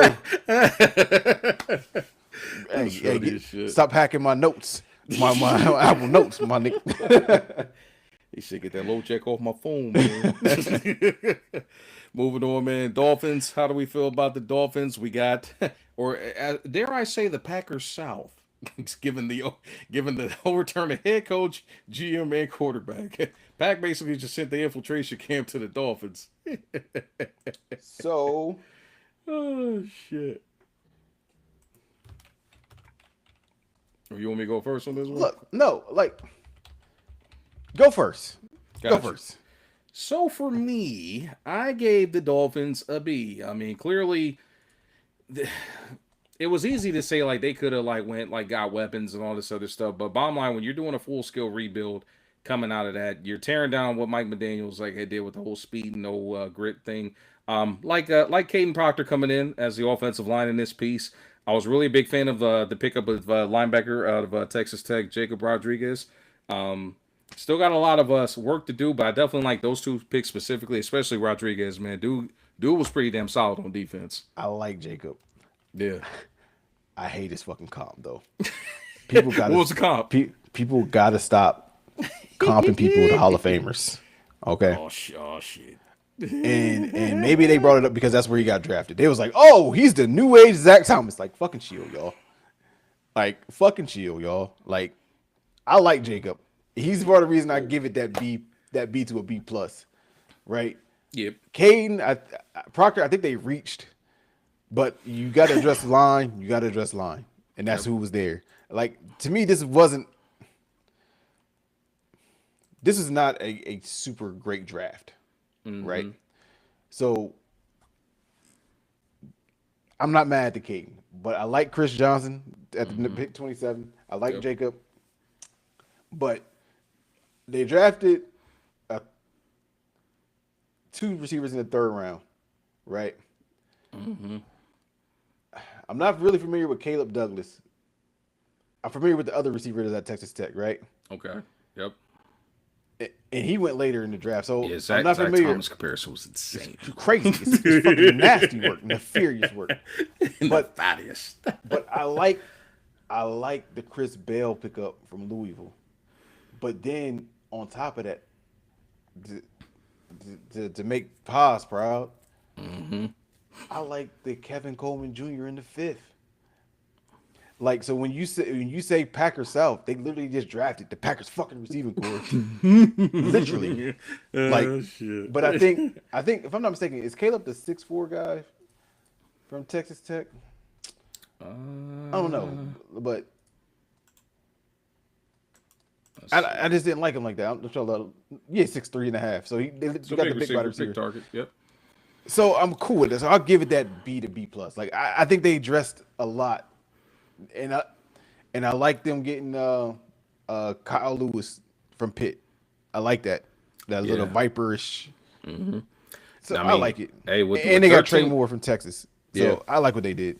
And don't be surprised, man, if Will Kazmarek pans out of Ohio State, man. I mean, shockingly, like with I didn't know how to feel about that, but Ohio State doesn't use their tight ends to their fullest capabilities. Correct. So and I'm going to hold my thoughts That's on cool. that because he does seem athletic. Mm-hmm. Because Max Clare went there and took a step back production wise. It's still I was just going to say that, so because I'm not going to hold him against that draft. No, I mean he definitely outperformed Max Clare, and that was the reason why I like that. I mean, even at the combine, he had decent numbers at the combine too. So no, I definitely like Kazmarek for them too. No, the offense definitely had a good job, man. They made good use. It was just steady. It's a rebuild. They definitely capitalized on 13 picks in general, and that leaves the New England Patriots here.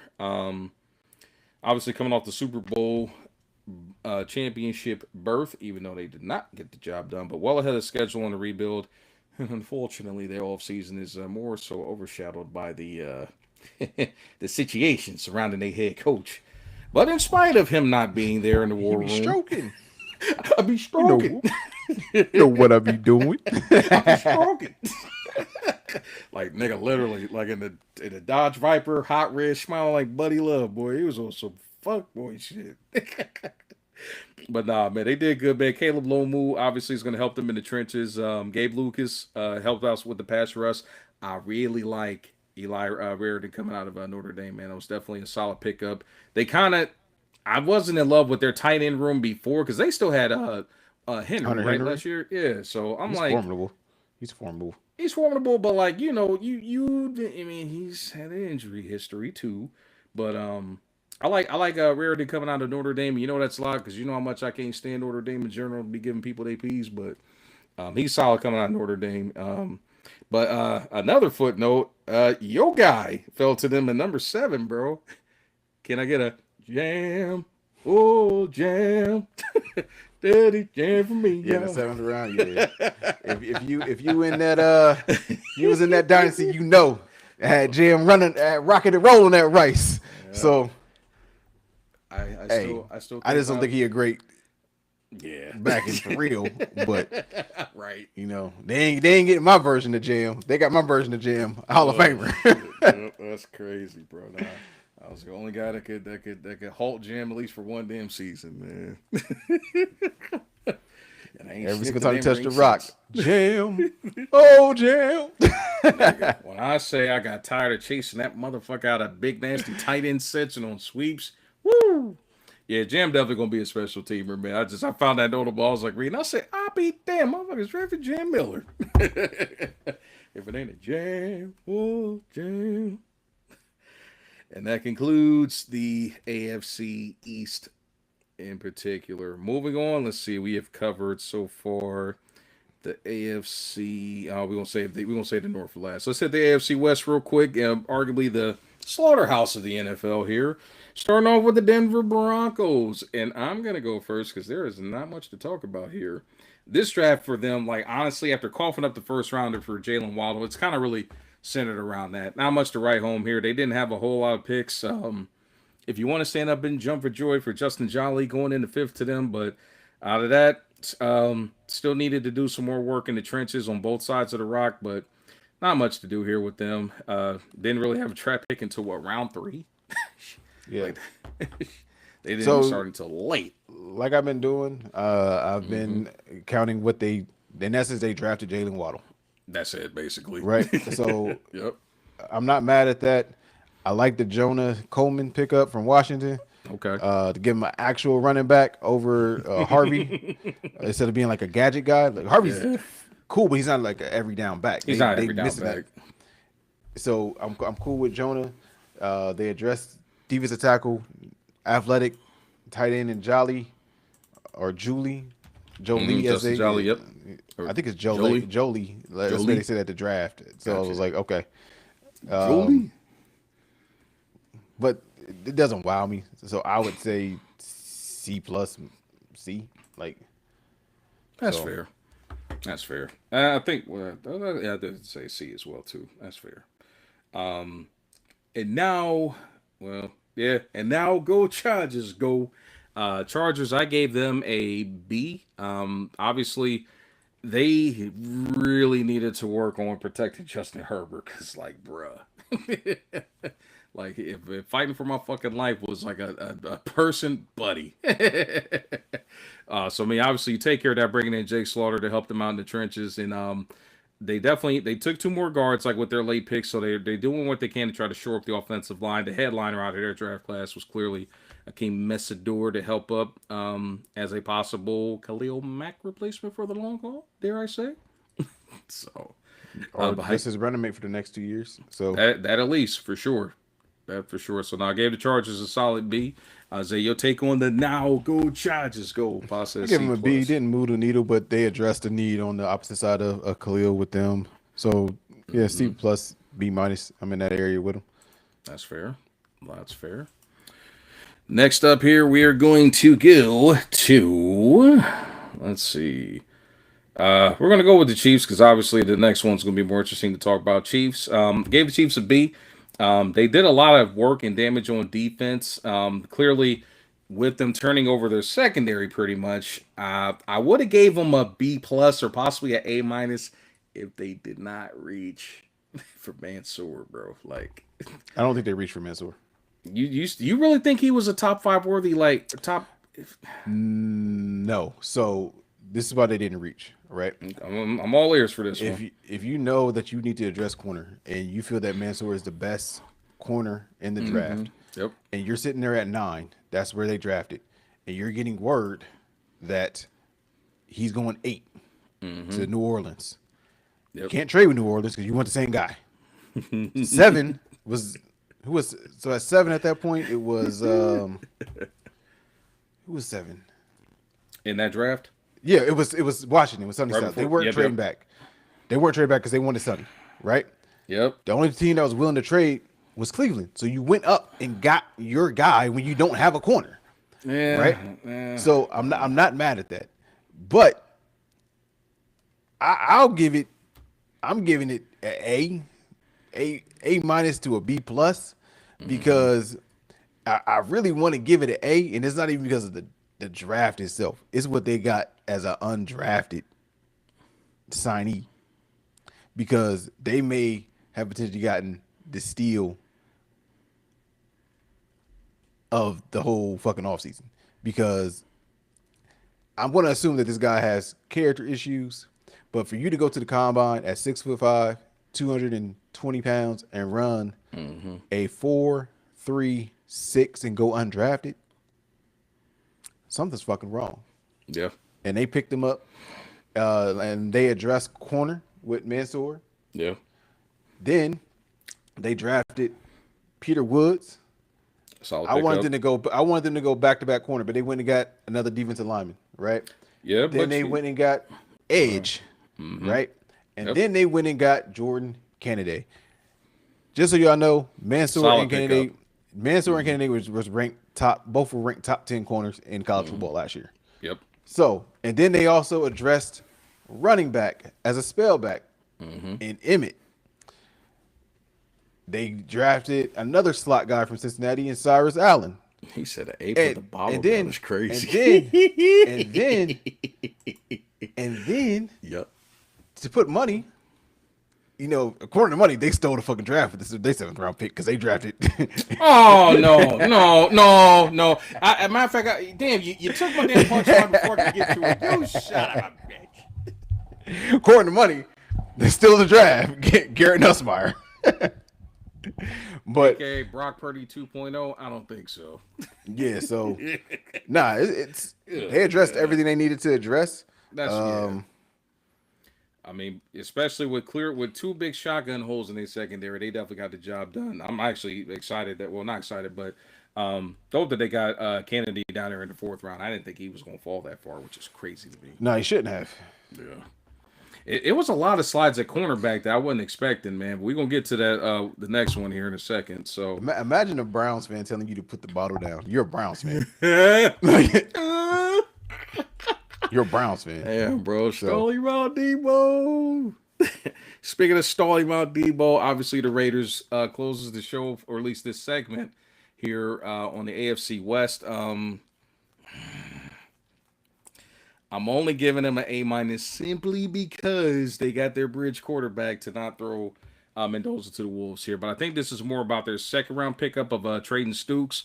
I'm definitely going to help them out. And I think, even though I know he was injured, I know he missed a year of football, I was wondering Fourth round pick. the hell, yeah, getting McCoy in the fourth round, bro, and especially if he can come back healthy, woo, good value pick right there. Good value pick. Also like the edge rusher too, Crawford too.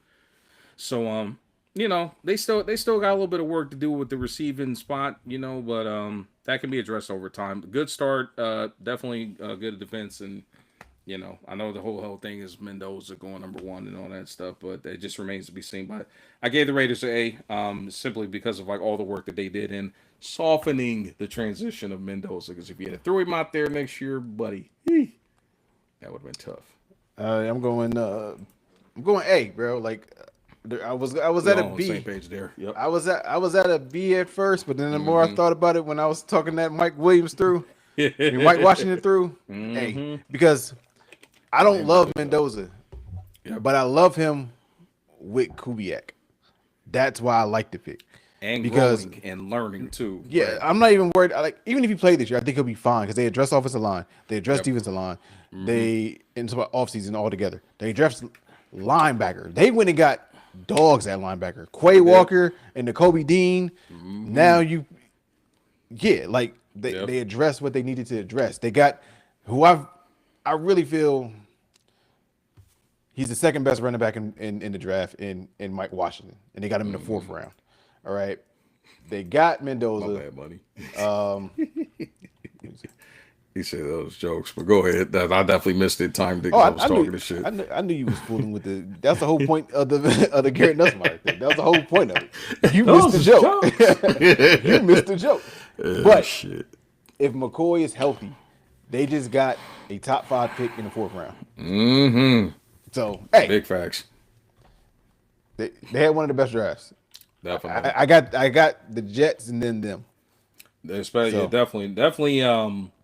As far as for the AFC, man, AFC rocked it out like Pa said out the gate. Like the bottom feeders definitely did their damn thing for certain. So moving on, we got the AFC North, the Slaughterhouse, or the former Slaughterhouse. No, it's still Slaughterhouse. Don't disrespect my fucking conference. Speaking of your conference, we're gonna get the turd out of the bunch. I think we're in unison here in the Steelers. How we feeling about the Steelers? What you mean, bro? What you mean? Turd. Out of this group? Turd. Turd Ferg. So first round pick, needed. Just not a needed mover because it's line work. It's line work. It's not a sexy pick. They got your guy in the second round, Jeremy Bernard. I was fooling y'all. Those was jokes. So Keith Henning told me I think they had the worst draft. I'll give it a C plus. Like, pause for real. Because I give it a C, because look, this is the thing. I don't like him, right? Yep. But physical traits. This boy Aller does possess every physical trait you want in a prototypical quarterback. And he might just fit Mike McCarthy's system down the line. They may have their starter if he's the long-term answer. So that's the reason I'm like, I can get to the B, but it's not immediate. It's it's got to mature and brew and matriculate. Yep. But they didn't move the needle for me. They just drafted a line. They beefed up the line, and and I hated them drafting Caden Winjet in the fourth round out of Iowa. The fucking receiver, when it was other people, I'm just like, what the fuck was that? You drafted whatever. But I hated that. But we're here. So We are here, and I concur. The Steelers, as far as the AFC North goes, probably had the worst out of the bunch. It wasn't awful, but it was by far not great. Nothing to stand up and shout about. I mean, obviously, you bring in Max Project, has the physical tools, but hasn't played a whole heck of a lot of football. And I think it's safe to say, as far as if there was an award for who had the best draft class in the state of Pennsylvania, the Steelers clearly lost that race as well too. Other than that, I mean, bro, Drew Aller, you already got 3 quarterbacks on the damn roster. Like, I understand he's Rodgers insurance in case Rodgers decide to hang it up, but I don't know, man. I mean, really, it's Max, and it's kind of like from there, like you said, though. I just don't. I don't like it. I mean, I know it seems like it's something with them with like in Pennsylvania quarterbacks, bro. Like Pickett, no, and then here we go with Aller again. Coming off injury. Sorry, Paz. I know that's your man's and all, but nah, I'm not in love with their draft class at all. Steelers, unfortunately, left a lot to be desired here. We're gonna go. Let's go ahead and give the Browns fans what they want, man. So. Give them what they've been waiting for. Yeah, because I mean, if it was a situation in a night where they didn't brown it up, it was definitely last week, or at least 3 nights last week. I give the Browns an A. Had one of the best drafts out there in general. Clearly had to reconstruct the O line and the receiving core. Spencer Fano leads this group, and I really like the fact that they got Boston and Concepcion, especially at that spot. I thought Boston was a first round talent. We kind of talked about that early on. But him falling like into the second round like that, I like it. I like it a lot. Again, adding to their receiving room with Harold Fant still in there.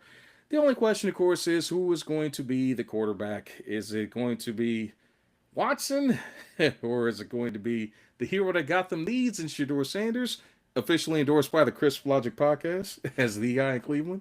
Obviously, Gillen Gabriel was irrelevant, and hey, they did not draft Ty Simpson. So therefore, that adds to their score of an A, in my opinion. Your thoughts on how the Brownies did? We got robbed. Hey. Here you go. Hey, they didn't get robbed at all. Like, Right. hey, like you said, Fano. To me, shit. Here they drafted a number 2 receiver in the second round.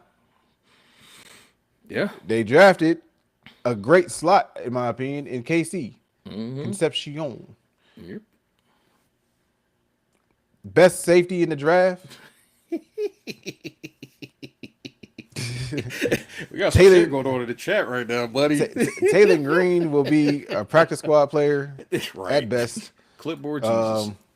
They addressed another offensive line spot from Florida with Austin. Drafted center. They got the real Justin Jefferson, the linebacker from Bama.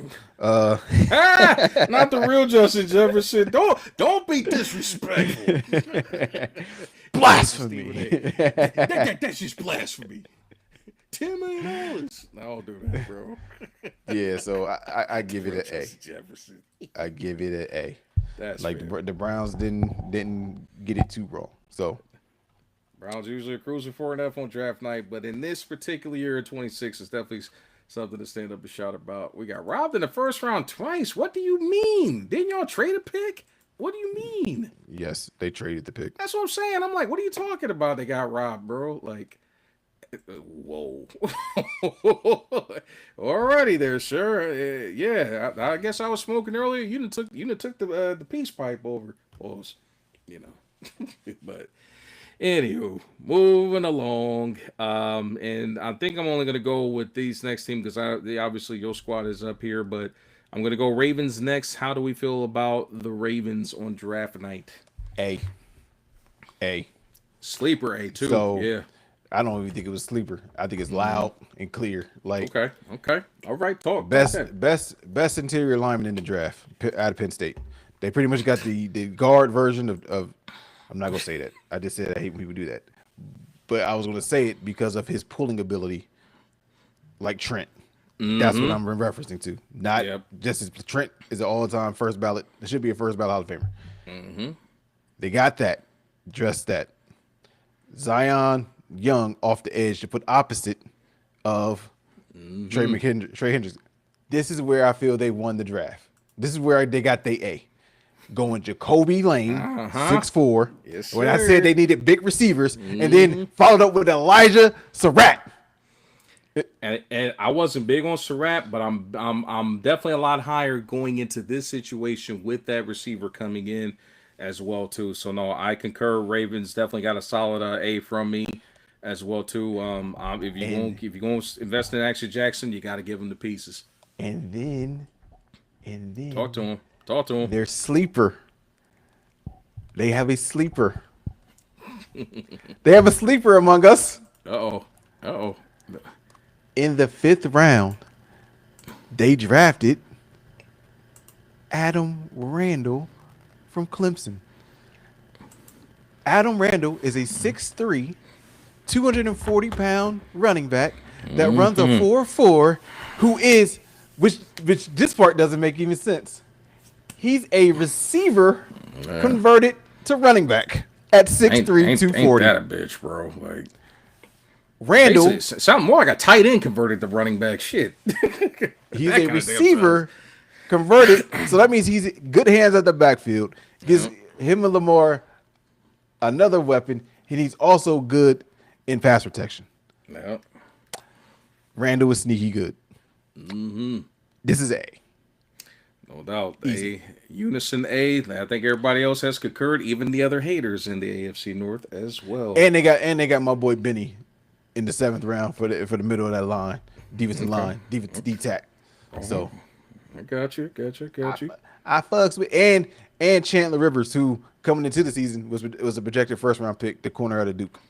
They got him in the 5th round. So I like what they did. They did. Man, you sound like them dudes that did them voiceovers of them X-Men joints like back in the day, the early days of YouTube. He got my head. Oh, get the fuck out of my head. He's funny. He said he read my that shit funny. That shit's hilarious. Well, we gonna see how you got this one, because you can't talk about the AFC North if we don't talk about who they nation. Who? You go first. I'm going to go first because I know you got a lot to say here. I gave the Bengals a solid B. This was clearly a defensive focused effort. And this is more so kind of like how we were talking about, where trades are much more impactful in some cases versus the actual picks. Obviously, trade out of 10, picked up Dexter Lawrence, phenomenal pickup. Add on the fact that you kind of told me about the Jonathan Allen acquisition, and they just totally redid their defensive front. I really like Cassius Howell, the edge rusher that they picked up as well. So, Bengals in the trenches are definitely going to be tough on defense. And then still got to wait and see how Decario Davis out of Washington is going to do for them at cornerback as well. But I definitely like the edge rusher pickup, and obviously Dexter Lawrence was solid. So give the Bengals a B. You can even influence me up on a B+ for them. Your thoughts on how your squad did, sir?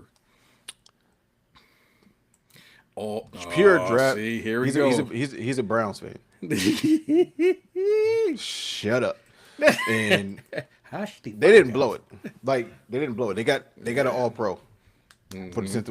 So they got an All-Pro. If you factor that in, it's a fucking A+. They got an All-Pro with the 10th overall pick. Yep. But I would have went Anthony Hill with the Cassius instead of Cassius, right? Yeah, that's fair. That's fair. We need that was your guy. Yep. We need the linebackers. And he can play that hybrid linebacker edge, but that's more of a 3 technique, and we run a 4 technique. Yep. So that's my issue with it. But I actually love the Davis draft. You drafted, in my opinion, they got Reek. 6'4", runs a 4.3. Well, 4.41, 4.38 at his pro day. Yep. So you got 6'4" that can run. Who now, A if great I'm class. the if I'm the coach, I understand we got DJ Turner on one side, but Takario, you are guarding Chase every day in practice. Irons sharpens iron. That's if you go against the best receiver in football every single day, that's who you should be guarding. And let DJ go against Higgs to learn to defend bigger receivers. So I like the pick. Outside of that, I didn't like the Kobe Young pick, but I give it a B because I like Cash's. I like his aggressiveness off the edge. If you're going to use him as just a rusher, fine, but that means we got to figure out something to do with Shamar, or that's just him admitting that Shamar is trash.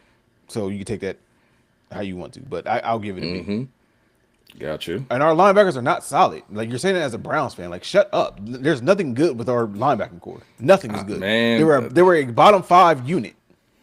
They're a bottom 5 unit. the troll is strong with this one. They're a bottom 5 unit. Yeah. So Gotcha. Well, folks, that will wrap it up at least for us discussing the AFC in general. We are going real quick. Yep, go ahead, brother. So Paz did say it. Our 7th round pick. Landon Robinson out of Navy. Knight and Carter are ass. Like, stop it. Troll. He had a great pro day. People weren't high on him because he's coming out of the Navy. He was a All-American this year. He's an undersized defensive tackle. Great story. I like his work ethic. But please, for the love of God, stop the comparisons. Him to Aaron Donald before I lose my fucking shit. That's insane. If he turns out to be him, great. Odds are, me being a betting man, that ain't what's about to happen. So, hey, man. You got drafted out of Navy. Appreciate you, but it's a B. And Knight and Carter, they did not do well last year. We were a bottom 5 run unit. And we addressed the defensive line to fix that. So, who they? Let's go to the NFC. Gotcha. Give me 1 second here. Alrighty. So, with that being said, we are done with the AF Sizzle. It is now time for us to discuss the NFC draft grades here, and we're gonna switch it up here and head to the other conference in NFL. We're gonna start with the I'm doing this just because I know we got some people that support certain squads here, and we want to make sure we give everybody their time and to rock and roll. So we are going to start with the NFC South out of this group. Specifically, let's start with the team, and I think we probably will be on the same page here, that had the kind of most meh kind of night. Let's go with the Falcons. I gave them a C minus, and it's only because they just, again, another team that just didn't have a lot of draft capital to work with here. Definitely good pickups with Terrell at cornerback, and I know he's small, but I know he's small. Brand should be solid for them, bro. At least if you ask me, but they just didn't have a whole lot to work with, in my opinion. I gave them about a C in general, so we're gonna have to see how that pans out for them in general. But I didn't really see much else outside of those two guys that maybe stand up a shout. Your thoughts on the Falcons?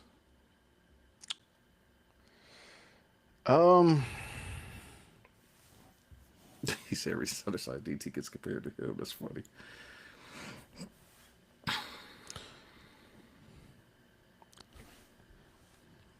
I don't know where I want to go because With the Falcons?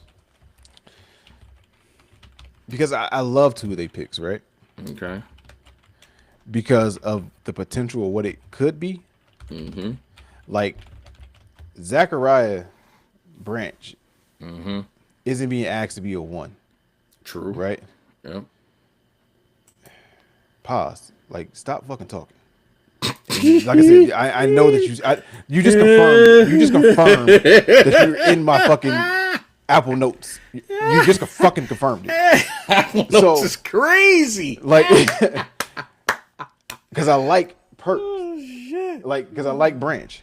I feel he can be a game changer in that slot for them because of him with Drake London.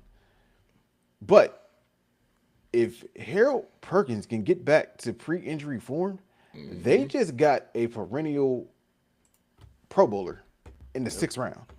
Like, Perkins, if he never gets hurt, is a top 10 pick. And they got him in the 6th round. So, and then I just like the story with Terrell going there. So, yeah, like, I like the draft. I give it a B to a B plus. I ain't with the C, like, because of the potential of what it could be. Like, because Branch also affects the return game. And they only had, 6 picks in total. I like Branch. Branch and the potential of Perkins puts that to, I'll say a B. I'll say B minus. B minus. I'll put it there. We are one and the same. It's like Tom Brady and Bill Belichick over here, man. One and the same. Shit's funny. No doubt. Okay. So we like it, but we're not in love with the pick. I can potentially be in love because that Perkins pick, he's sneaky. I wanted us to draft him because he's undersized, but he's fast. He can cover, and he can go get after the quarterback. I got you. And the winner they draft is the fact that all charges was drafted against they man Pierce. So he'll be back. I got you. We're gonna switch it up here and go to the Saints. Who dat nation? How are we feeling about the Saints? The Saints. I love the Jordan Tyson draft. Yep. I love the Oscar Delp pick in the 3rd round. Crazy he fell to 3rd, but yeah. I love they got a sleeper secondary receiver in Bryce Lance, brother of Trey Lance. So also out of Indy-ish. You. So yeah. They got a speedster in Baron Brown.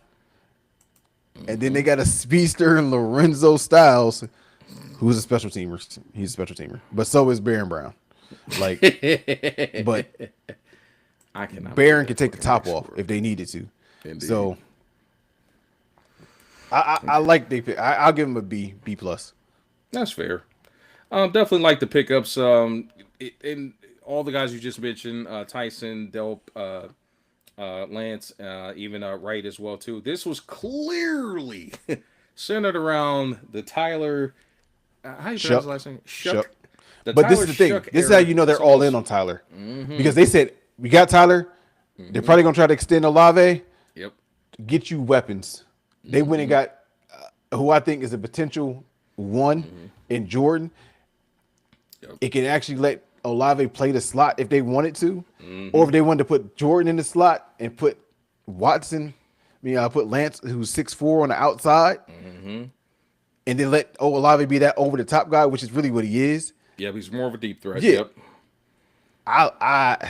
It works, bro. Like, yep, it works.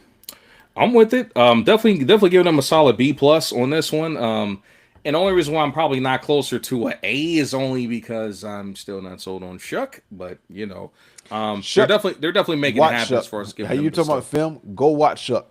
Okay. Shuck proved that he's worth not just giving this flyer on like, oh, we need to address quarterback soon. Like, yep, Shuck did enough to be like, all right, we can start trying to build a team around him. Like, okay, we didn't probably get it wrong. Like he gonna be the starter in New Orleans for like next 5 to 6, 7 years. I got you. I don't know if he'll ever be a star. That's still to be seen. But are you saying he could be a Kirk Cousins? He actually could. Yep. I think that's a ceiling. He actually could.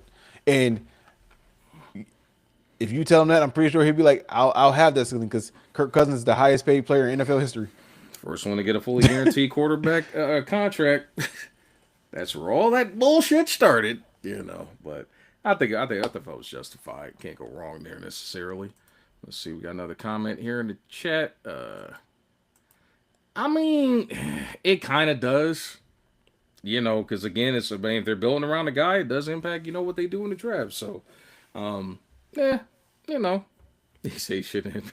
I mean, even if I take him out of the equation, I mean, they definitely did their damn thing with their skills positions for sure. So, and also again got some help in the trenches. So it was all offense. That's what really like kind of dictated what they did with their class. Switching up here, we're going to go with the Tampa Bay Buccaneers here.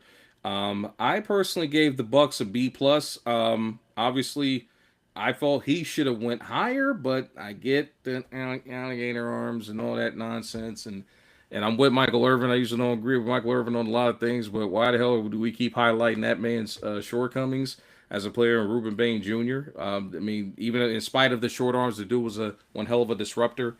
You know, could have made an argument for one of the best defensive producers in this class. You know what I'm saying?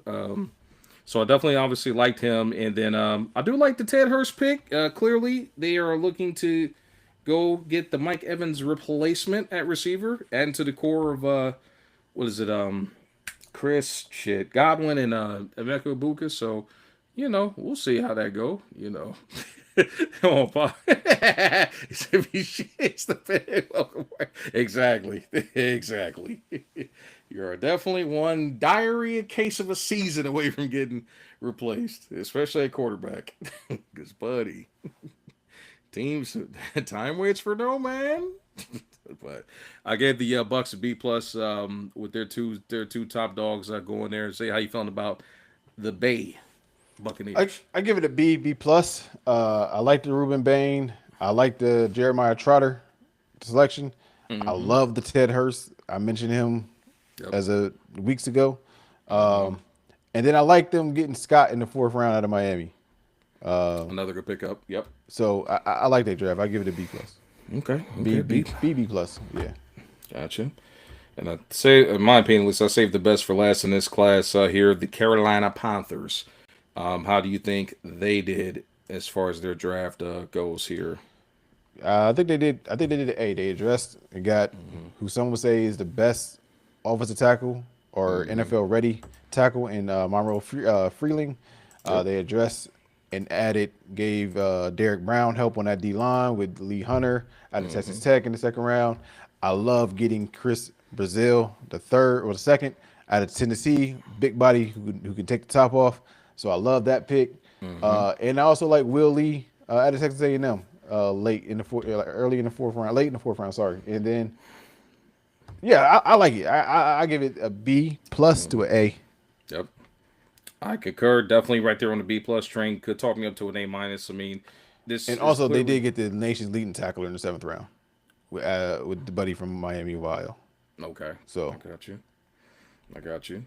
Definitely mean everything was kind of centered around building around Bryce Young. The Bryce Young era is now officially underway. Still got an APB out for those haters in our clan that felt that Bryce couldn't be the man. So, you know, whenever y'all want to step up here to the chat, y'all know who I'm talking about. You know, I still don't believe in Bryce, but clearly the Panthers do. Monroe Freeling definitely helps them immediately. Lee Young helps them on the defensive side, and I like Brazil coming in too at wideout for him. So definitely Panthers did exactly what they were supposed to do and continue to do the rebuild, not reach on anybody, you know. So definitely, yeah, agree, Paz. I mean, it's really going to come down to whether Brazil, but he's not under pressure to come in and having to be a guy or be like the receiver, you know. So got TT out there. So definitely Panthers are continuing to build for the future. That concludes it for the NFC South. We are going to go with let's see. Hold on, we got the North left. We got the West, obviously saving the West for last. We'll go with the North. Let's go ahead and talk about the North here. And we are going to start with the Minnesota Vikings in particular. Yo, my crucify me for this one, man. I gave the Vikings a C. And it's mainly because Caleb Banks, 1st round. I don't know, bro. But he broke a foot right before the combine. I don't know, man. You know, not feeling too hot about that. Obviously, I mean the third round pick of Jacoby Thomas out of Miami was a solid pickup as well. At the safety spot, I'm not in love with that Banks pick considering the injury issue. But Zay, your take on School? C, C plus. Shockingly, we're on the But same page there. they addressed everything they needed though. Okay. Like lost Jonathan Allen. They got 2 defensive tackles, offensive tackle, which will help just the offensive line. Mm-hmm. Linebacker. It could be a B. It could be a B. I could see a B. I don't get the Max Bredson out of Michigan. Yeah. The tight end, not tight end, but our fullback. Mm-hmm. Drafted him in the 5th round. Could have got him in the 7th. No one drafts fullbacks. Like, Yeah. so No. no one drafts them. Like, but they got what they needed. Yeah. So I feel like they should have went Buddy from Oregon in the 1st round though. Dylan, but Yeah. Yeah. they went D tackle, which was a need. So I got you. Yeah, definitely a bucket full of mid for Skull. But speaking of Dylan, we are going to go to the Bears. Bear down. Chicago Bears. How we feeling about the Bears and them picking up Dylan as a part of their package out of Oregon? I love the Dylan pickup. They addressed center in the 2nd round. Pause. It's not fucking with the Vikings draft classes. I think that's official. I like Yeah. I like Malik Muhammad in the 4th round. So I'll give it a B. I like the Dylan and Malik Muhammad. So I would be give it with a you. B. I would be with you on B, but I got one problem with this group in particular. I'm probably at a C plus, fringe B minus, but because of one guy that they picked up, and it just ain't making a hell of a lot of sense. But my man, center out of Iowa, Logan Jones was solid. Should definitely help them in the trenches. But bro, why another tight end and you still got Cole Kmet and Colson Loveland on the roster? Sam Roush, I mean, solid dude out of Stanford, but you already got 2 tight ends. The fuck? I just think that means Cole won't be there.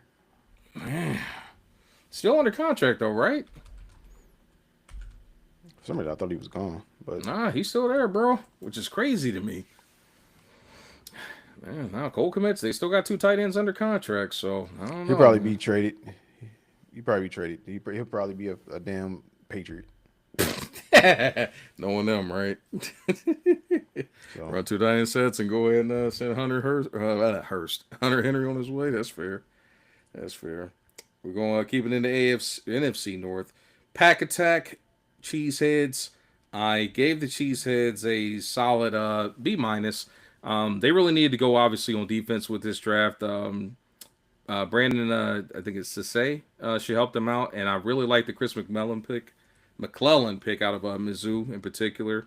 Should help them out with the pass rush as far as Michael Parsons goes. But this is clearly about defense because Lord knows they did not need to go offense in any way, shape, or form. They got to find a way to stop guys in that division in particular. So, your thoughts on what the Cheeseheads did? you gave this a what? I gave the Packers a B minus. Uh-oh. Russian Judge time? This kind of smells like the logo. Like Uh-oh, it smells like Lindbergher. so, Oh, shit. like she say it's goat? cool, but like Yeah. I do not like Danae. Sutton. Like, I've never been a fan of him. Damani was a project that never matriculated at Bama. Yeah. It's like a C. You going to see on that one? Yeah, I'm gonna C at the most C plus. Okay. Like, but Okay. I'm more towards the C, like in general, like not even a plus, but like I like to say, but Yeah. it's just like Not enough love for McClellan to influence that at all? Nah. Bro, shit mid. That's fair. That's fair. And last but not least, there's an APB out for Sir Money Marcellus. You already Need gave you- his grade though. Yeah, that's fair. But he didn't hear what we got to say about his team, though. So I'm gonna let you cook up a go first, man. How you feeling about the Lions, the Lion Pride? It's a B plus. B plus. Okay, all right. Like- Okay, They address offensive tackle, okay. and Blake is probably going to be a right tackle with Penesu moving over to left. Yep. Cool. Got that taken care of. Derek Moore is gonna be sneaky fucking good, yo. Like he was good at Michigan, and then you putting him back with Hutch on the opposite side, and he's a speed guy, but he can turn speed to power. I like him. Rauder in the 4th round, I like. I don't like him before that. I like him in the 4th. Okay. I like Kendrick Law in the 5th. Yeah, I'll give it a B plus. B plus. That's fair. I got you. I concur. Definitely right there in that B bucket. I gave the Lions an official solid B. I mean, again, things you already highlighted. Blake Miller solid to help out in the trenches. Derek Moore is definitely going to be an impact guy for them on the defensive side of the football to help pick it up with the pass rush as well. A couple of filling guys from there. A bunch of dead pieces on the back end, but addressed all their needs. Just got to see if it materializes into something. Lions get a solid B in unison from it seems like from all of us here. And last but not least, no, that's it for the NFC East. No, that's it for the NFC. Well, bad for the NFC North. But another word for least is for us to switch gears and talk about the NFC East. So we are going to move on over to the NFC East here. And seeing that we have a resident G-Men fan, we're going to save them for last, but we're going to kind of move from, team to team here. But a lot of decent grades in this class, if you ask me. Starting with the Commanders. How we feeling about the Commanders and what they did in the draft? 6 picks. I like the Katron Allen pick. Love that one.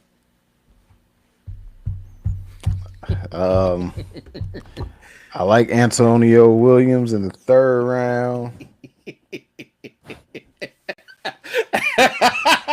Like, bro, This shit's so fucking obvious, man. This is a C plus. Like, Oh, that's B. crazy. Like, bro, I don't think Sonny Styles is gonna work, bro. Like, I don't, bro. Like, his film does not say 7th, and I've been saying it. Like, he won the Underwear Olympics, crowned his ass. We get it, but I think Katron's their best pickup in that draft, bro. Like, He's definitely the best value pick for sure, man, because he should have went a hell of a lot higher, which is crazy to me. So, you gave them a what again? A C? I gave him, C plus. That's fair. Okay, I give him a B plus because I'm not letting any nonsense because I know what Sonny Styles is capable of, man. Is clearly why there was shuffling and conversations about him being a top 10 pick. I gave him a B plus. It's clearly headlined by Sonny Styles, who's going to provide versatility. Where exactly is he going to play at on defense for them? I don't know. There's a lot of different options for him there. Antonio Williams is also a good pickup to help him out passing wise. But I'm with you, bro. I think Katron Allen is going to stick around, bro. He's not going to be one of those. Katron Allen will be their week 1 starter. Could happen. Very well could happen. I'm not mad at that at all. So that's crazy. We kind of spread out on this one. I say B plus, Pa says B minus, and Zay's at a C plus. Interesting. I'm not high on Sonny, bro. I know you ain't, man. That's why I said let's get this shit out the way early. Get that one off the board. You gotta get the hatred out your heart, son. There's clearly no unison or no unifying bonds between no you hatred. It's just I don't see it on the tape, man. That's fair. Not. I don't see it on the tape, bro. I got you. As long as he ain't another Vernon Golston, right? I could definitely see him being Isaiah Smithens, bro. Oh, I was gonna say you say Vernon. Well, he's great. What? Nah, I could have went ignorant because he's from the city. He went to Ohio State as well. I'm not gonna put Lee on nobody. I'm not putting. Yeah, that on don't do hat. that. Yeah, don't do putting that, on bro. nobody's Fuck hat. no. Fuck I ain't putting that on nobody's hat. That's crazy. Nah, man. No, he's in a class of his own with a CT power of 9,000. Don't do that, bro. Oh, Kakarot. Oh my god. Like, nah, bro. We ain't doing that, man. Darren Lee is insane. I mean, I get the athlete comparison, but yeah, bro.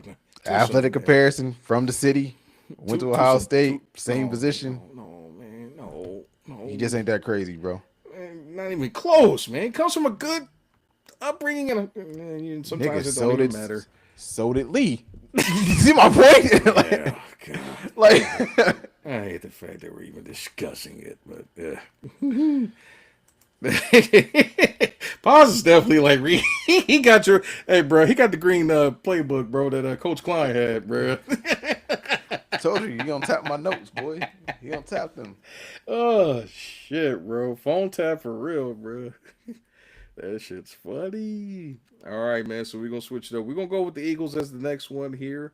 I know everybody's thinking A, man. I'm gonna go B plus. You could easily talk me up to an A on there. Obviously, this is headlined by them clearly going out and getting the AJ Brown replacing them, Mekhi Lemon as well.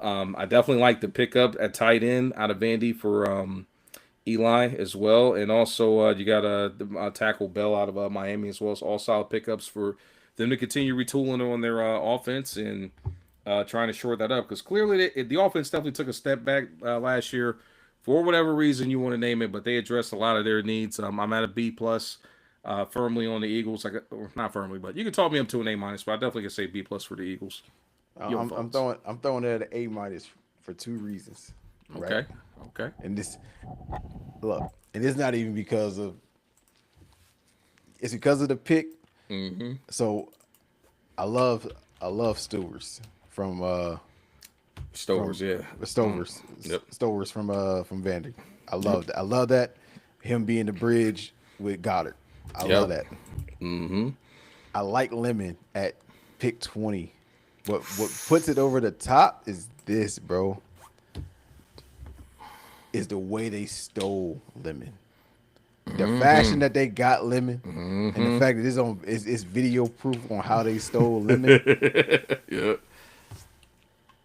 Hey, like, because I'm not really gonna rate the 7th round picks, bro. Like I love both of them. Like, is he AJ Brown? No, but that elevates Devontae to the 1. He's the 2. Yep. You get another receiving tight end to pair with Goddard, who's also receiving tight end. Yep. I can see what they're doing. I fuck with those 2 picks, and clearly they got the best quarterback in Cole Payton out of North Dakota State. So, not bad at all. Paz is he's having his Rushy Judge moment, Hey, I think it's Giants. because he's a Giants fan, bro. I think Giants. that's the only reason why, man. But he says I can maybe go to a B. That's insane, bro. They definitely had I mean, they have an A minus like S like kind of conversation surrounding them. So we'll pick it up and keep moving here. We're gonna talk about where money at when I need him. We them boys, the Cowboys.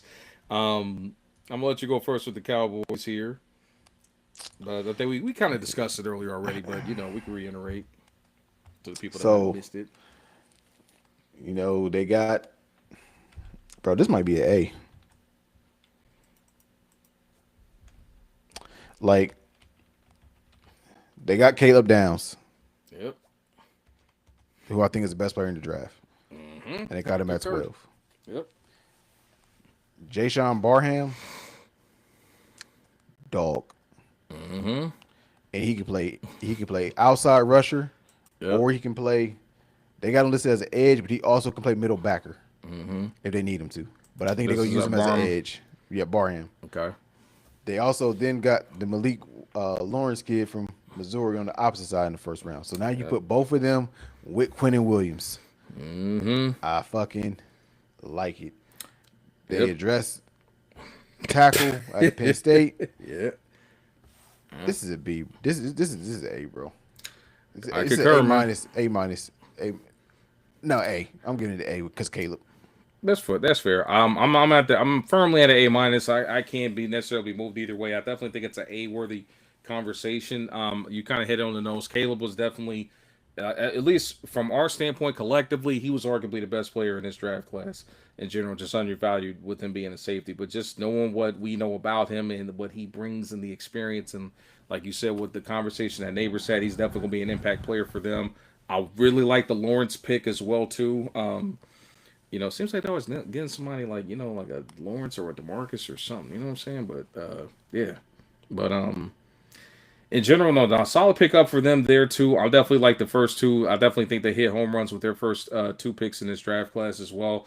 I didn't see as much film on Barham so much, but I'll trust your takes and feel that was versatility. I just think that those top two picks, and especially where they got them at, were definitely solid to help out a historically bad defense from last year. So definitely had a lot of holes to fill.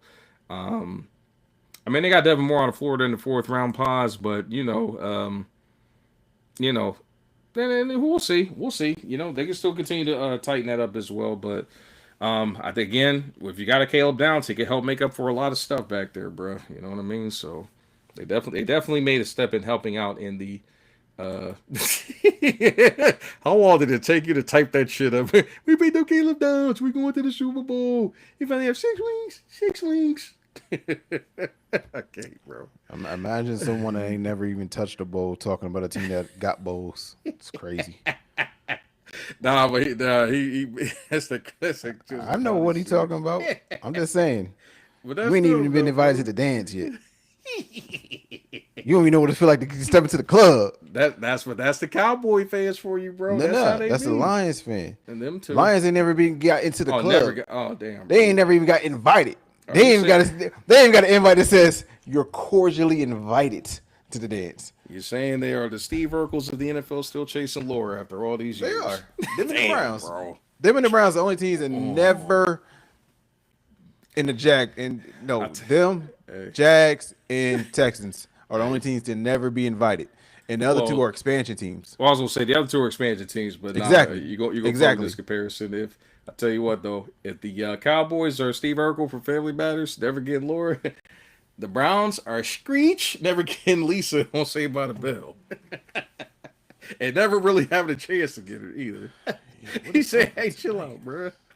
I ain't never even got invited to the dance. Like I ain't never won one, but I don't been 3 times. Goddamn, like That's funny. Well, pause. Your team has arrived. They are now up on the hot seat. Dear Giants, G-Men, Big Blue. All I'm gonna say is, man, welcome to the John Harbaugh era. I definitely think they had a solid A with their draft night here. And I know it's another guy that you're questioning as a Buckeye here in general, but I love the Arvell Reese pick for them falling down to 5. I felt that top 3 was a little bit of a reach, but I think just right there at 5, given his versatility and what he provides for them as well.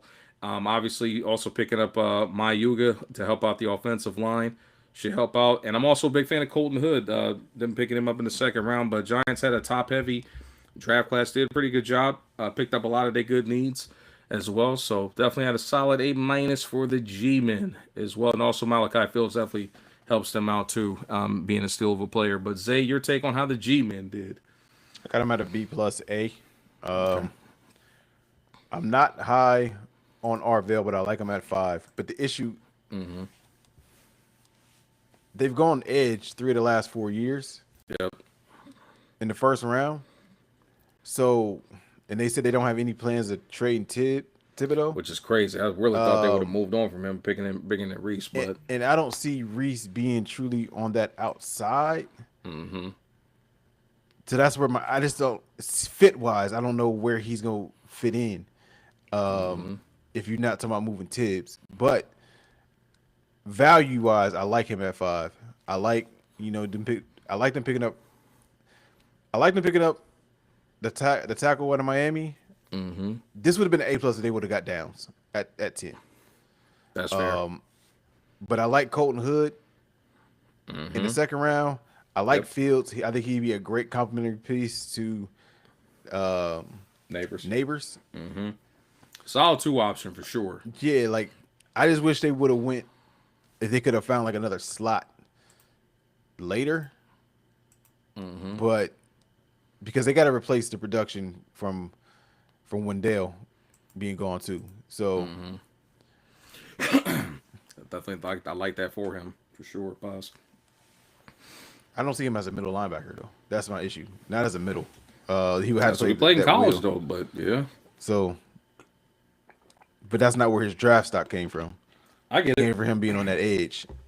supposedly that they seen Micah Parsons, which I've never seen flashes of that. But Yeah, I think that's where I was like, nah, let's calm down. But I know the numbers and the, like you said, underwear Olympics and all that shit like helped move the stock up. But yeah, like dude's a hitter. Dude's a hitter. He definitely's got a damn good nose for the ball for sure. So nah, definitely like Reese for the G men. And that concludes our conversation about the NFC East. Moving on, Wes, is it West time? Is this the last one? The West? Wake up, Mr. West! Wake up, Mr. West! Now, let's get this out the way. Let's start with those boys in Southern California, the Rams. Zay, how do you think the Rams did in this draft?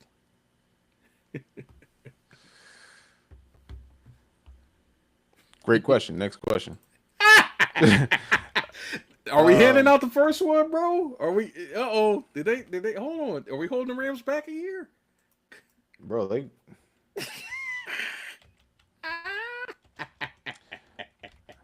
Max Clare, his potential makes this a Salvageable. C minus.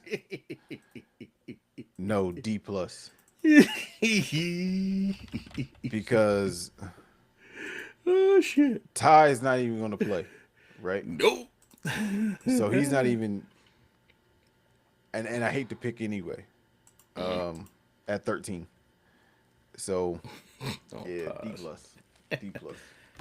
I concur, my good man. I felt that the Rams arguably had the best or not the best, excuse me, the best of the worst draft classes, if anything. But no, D plus, man. That Simpson pick just like no, man. Like Ty Simpson, unfortunately, it's the nature of the business. With this shallow of a quarterback class, like being there, it just really like it was like a domino effect. Like that one just set off a bunch of other like questionable ass decisions, especially seeing that they could have got old boy out of Oregon in general here. Not digging it. I do like the Max Clare pickup, even though again, even as a Buckeye fan, I didn't see enough film on him because he didn't make that much noise. Again, that was more of a Kazmarek fan as far as like what I saw of Ohio State in particular. The Mizzou tackle, Keegan Trost, I mean, should eventually help, but again, not a lot of noise, 5 picks, and damn, they did not. They just had a big can of mid, bro, like flat out, you know.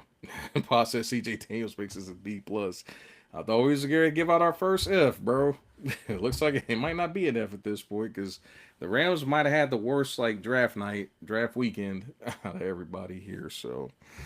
Next up, we're going to move on to another team I felt that, questionable. Cardinals. How we feeling about the Cardinals? I give the Cardinals a good old C minus. I get it. You needed a star. You had to get an impact player. You got to. You got to start somewhere if you're going to try to change the culture. And Jeremiah Love is one of the best players in this draft. He's clearly the best running back in this draft. It's the cost for me, bro. He's going to come in as the 7th highest paid running back as a rookie. As a rookie. And how much is that money again that he's getting automatically? Was it like 54 total over first 3 years? All guaranteed? It's something outlandish, bro. Like, it's something outlandish, but... And I just think that was like a domino effect of like a lot of things to do. Carson Beck, take it for what you will. Then bringing him in to help out with the quarterback depth. I don't know if how much upside he's gonna have at the next level. They still gotta find out what the hell they're gonna do with Jacoby Brissett. So it's just I don't know, man. For a team that's already kind of like just riding the waves and not knowing, it's still murky waters out in Arizona, man. But your take on how Arizona did. Can't hear you say.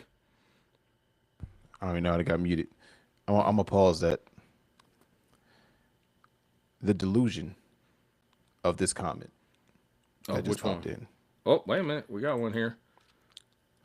Cleveland would have been an A if they. Okay. Diego Pavia ain't shit. Oh shit. So they got the man started. Diego Pavia is nothing but a wannabe fake ass bootleg version of Johnny Manziel. So for you to sit here and be like, oh, it would have been an A if they would have got him, it's crazy. He's not even gonna see the field. He's a practice squad quarterback in the NFL. Like, please fucking stop. Stop playing NCAA college football 26 and think that, oh, this is gonna translate to the NFL. It doesn't work that way.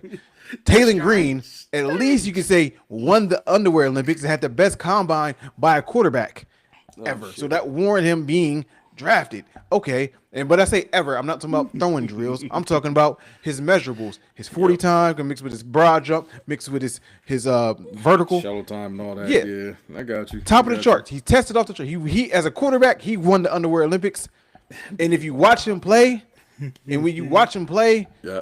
he's 6'6". Yeah. If he doesn't work, maybe we can finally convince this motherfucker to go play tight end. 'Cause he ran a 4.38. Go beat the Terrell Pryor, who was also a 1,000-yard receiver late in his career after being a 2,000-yard passer in the NFL. Hey, maybe we can convince you to save your career to go catch go catch a goal route. It's worth it. Pavia is ass, my boy. Like troll. so. Use a troll. Like please stop that. Now back to the our regular scheduled program. Okay, Jim, we Like- got it. Hey, got my man's fired up. I get The you Cardinals. gave this what you got. No, I know it's the Cardinals. You gave it a what? I gave it a C minus, man, because I give it a B plus. To me, they got the second best player in the draft. They got the second best interior lineman. Though, bro. I don't give a damn about the money. Fuck the money, because you're not paying Kyler no more. Oh. You're not giving it to your quarterback. Fuck the money. Because if it works out the way that they drafted, and because look, as quiet as it kept, it was talks that Carson Beck may have snuck it to the fucking first round, which is crazy. Which is blasphemy. Like, we knew that. So Going no damn first round. first pick of the third round, he's 6'5", NFL measurables as a quarterback. He's a project guy. Cool. But they got the second best player and the best offensive weapon in the draft. That alone is a B. That alone. And then you got him look, I like the dude from Penn State, but there's also people that say, like, that are on the lineman experts that say that this I have issues pronouncing his last name from Texas A&M. From Texas A&M. Benazis. Yeah. I know. Yeah. That he's just nasty. Like, he's nasty as an interior defender. I mean, interior offensive protector. He's great in run. So I like it. This is not a draft where it's like, we got this person and now we go into a bowl. It's not. It's going to be a slow burn. I love the Jeremiah Love pick. Make running backs great again. Stop undervaluing these workhorses, because guess what? When you win a bowl, the last, three have shown you to win a bowl, you need a good running back. You gotta be able to win on the ground. I mean, that's a proven fact. I'm not disputing that at all. Value the running backs, please. They are worth it. That's fair. It's funny how I'm gonna embrace that I love argument here later on the back end of this joint here. So I got you. Speaking of running backs, the Seahawks. How we feeling about the Seahawks? All right, you want me to go first? I don't like Price. I get it. I feel Mike Washington was better than him. That's fair. And I kind of was thinking that too, to some degree. So I would have drafted. I would have drafted TJ because they needed edge. Yep. I would have drafted him there, or gone, since they thought safety was a need because they went that in the second round. Go get the dude from Toledo to pair with dude you got last year from South Carolina. Get him in the first round, and then in the second or third, go get dude from Arkansas, Mike Washington Jr. They saw it differently. Cool. I feel like they reached on Price would be him being a first round pick. I like Andre Fuller at a Toledo in the seventh round, but that doesn't move my rating. Mm-hmm. I give this a C plus. I feel like they didn't have a great draft. I feel like they reached on price, and they left the second best running back on the board, Mm-hmm. and because I just feel like him being a journeyman, Mike Washington, because of the transfer portal, hurt his draft stock, Mm-hmm. but he's the second best running back in this draft. So that's my thoughts on it. Okay. All right. Okay. Gotcha. I was kind of right there in the B bucket as well. I actually liked the price pickup, considering that that was like a clearly like big shotgun hole that they needed to do. They also did some good work there addressing the secondary help as well. So, um, I gave it a B. I mean, I'm probably more of a price fan in general. So, yeah, I'd say I'm about there. Sorry, I'm over multitasking here at the moment. So, There you go. um, but yes, sir. But that leaves it to my boys, because everybody I know has been all over the place here. So I know when it comes to those San Francisco 49ers that everybody's saying, "Oh, you guys reached for Stribling and all that." Definitely, my bad. Forgot to mention Bud Clark there too. Definitely, Bud Clark was a solid pickup for them. So, 49ers. I'm gonna let you go first, because I was getting ready to go do my thing. But go ahead, I'm gonna let you go first on the 49ers.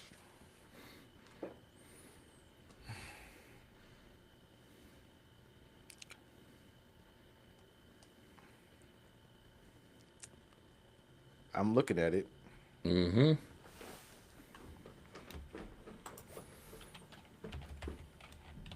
I feel like you guys reached on Stripling, like I said at the beginning. Mm-hmm. To be the first pick of the second round, I didn't like it. You could have traded down or not traded up and still got him. Mm-hmm. Height, I get it. You need an edge. Yep.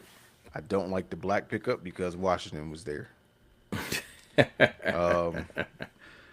So that knocks you down, in my opinion. And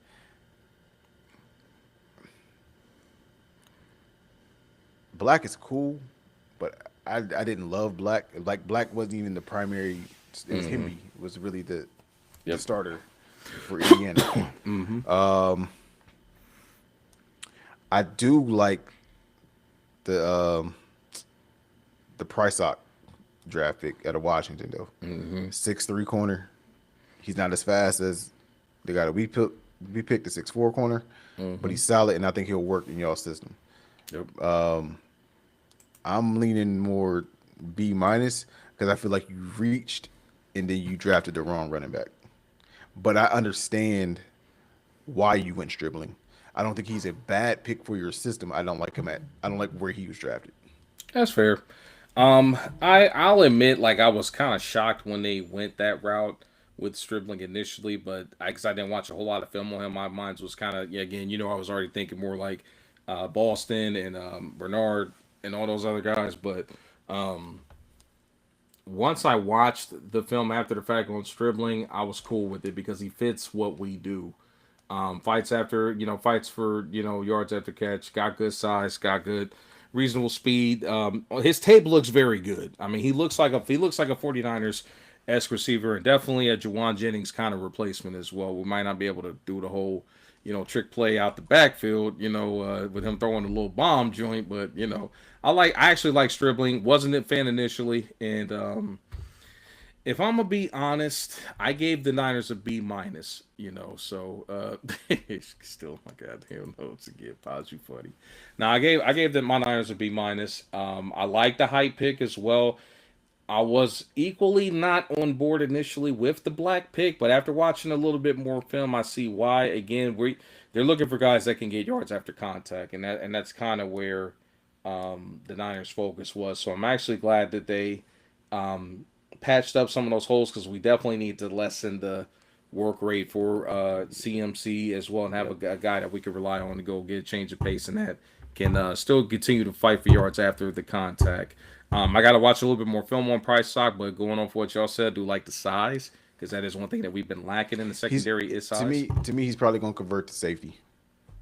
That's fair. That means we gotta make a choice on either what's my boy? Mustafa's there to stay as long as he can stay healthy, but what's my other kid? Jair Brown. We gotta make a decision on him and anybody else. So well, it's a wait and see approach with that price stock. He could easily like get moved to safety as well. But I wouldn't be surprised if they make him go at cornerback. So you know. But yeah, I give the Niners a solid B minus for their draft class here. Like I said, initially I wasn't overly in love with. I was wondering what the hell we were doing with all the trade outs, but we also came in with a very limited clip of 6 picks because after that first round pick, I don't think we had nothing until like late in the third, and only 1 third rounder, and then after that it was like no, it was actually after the first round. I think we didn't have another pick until the 4th round because we basically had lost. Those compensatory picks that we're notorious for getting when certain guys signed by a certain date. Juwan Jennings really kind of did us dirty with him not signing before the draft deadline. So Still ain't signed with nobody. Still ain't signed with nobody, man. Overvalued himself, man. I mean, don't get me wrong, he's solid, but he's just, I mean, the health issues, the lack of explosiveness, he moves the chains, he's solid, he's a big target, but limited. You can get a Juwan Jennings, for a reasonable price. But I get it. The other 2 guys, I mean, we lost Debo via trade. We lost Brandon Ayuk, and he was the guy that stepped up, and he felt he should have got paid. But it is what it is. Debo out there. So reunion. As much as I'd love to bring him, man, it had to be for the low. So but Niners receiving room is pretty much packed at this point now. We have an injury somewhere, then maybe hit Debo up, hit him with the hit him with the WYD. What you doing? So, hey, big head. right. So, well, ladies and gentlemen, that will conclude our show. We have reached the finish line. For those that continue to go back, man, feel free to let us know, man, who were winners and losers if you missed that part of the chat, but we have reached the end of the episode. As always, be sure to like, follow, and subscribe. You boys out there, the Chris Logic Podcast. You can find us on all social media outlets, man. We are out there still building. Again, if you also want to be a part of the production team, man, hit us up, man. Give you a trial run, see how everything goes. For those that are into debating, we welcome the challenge for anybody that wants to step in here, especially when it comes to going up against the evil genius, Green Lantern himself. Yes, sir. Episode 57 is in the book, fellas. It's a fun one. Almost at 3 hours again. We got to work on getting this down for you guys. Well, buddy, we gonna be done with talking draft talk for a while. But hey, I appreciate you guys for staying tapped in, locked in with us as always. Continue to pour in us as we continue to pour into you guys. We love the support. Like it, share it, retweet it, repost it, tell a friend to tell a friend, and tell their friend to tell their friends. We got a movement coming, so appreciate all the love and support. And hey, Pod City need parts, so we'll look at that. So hey, all right, because we need it. But hey, man, it's always fun. It's always fun in the neighborhood. No, Mr. Rogers, but yeah, always fun in the neighborhood, and we appreciate you guys. So hey, as always. With love, this is your boy Zay, and I'm out. As the man said, be sure to support, continue the movement. But this is Frost and Zay. We're going to holler at y'all next week for the 58th episode of the Chris Logic Pod. Y'all be easy, be safe. And we promise the next episode is going to be shorter. Peace Much out. shorter. Much shorter.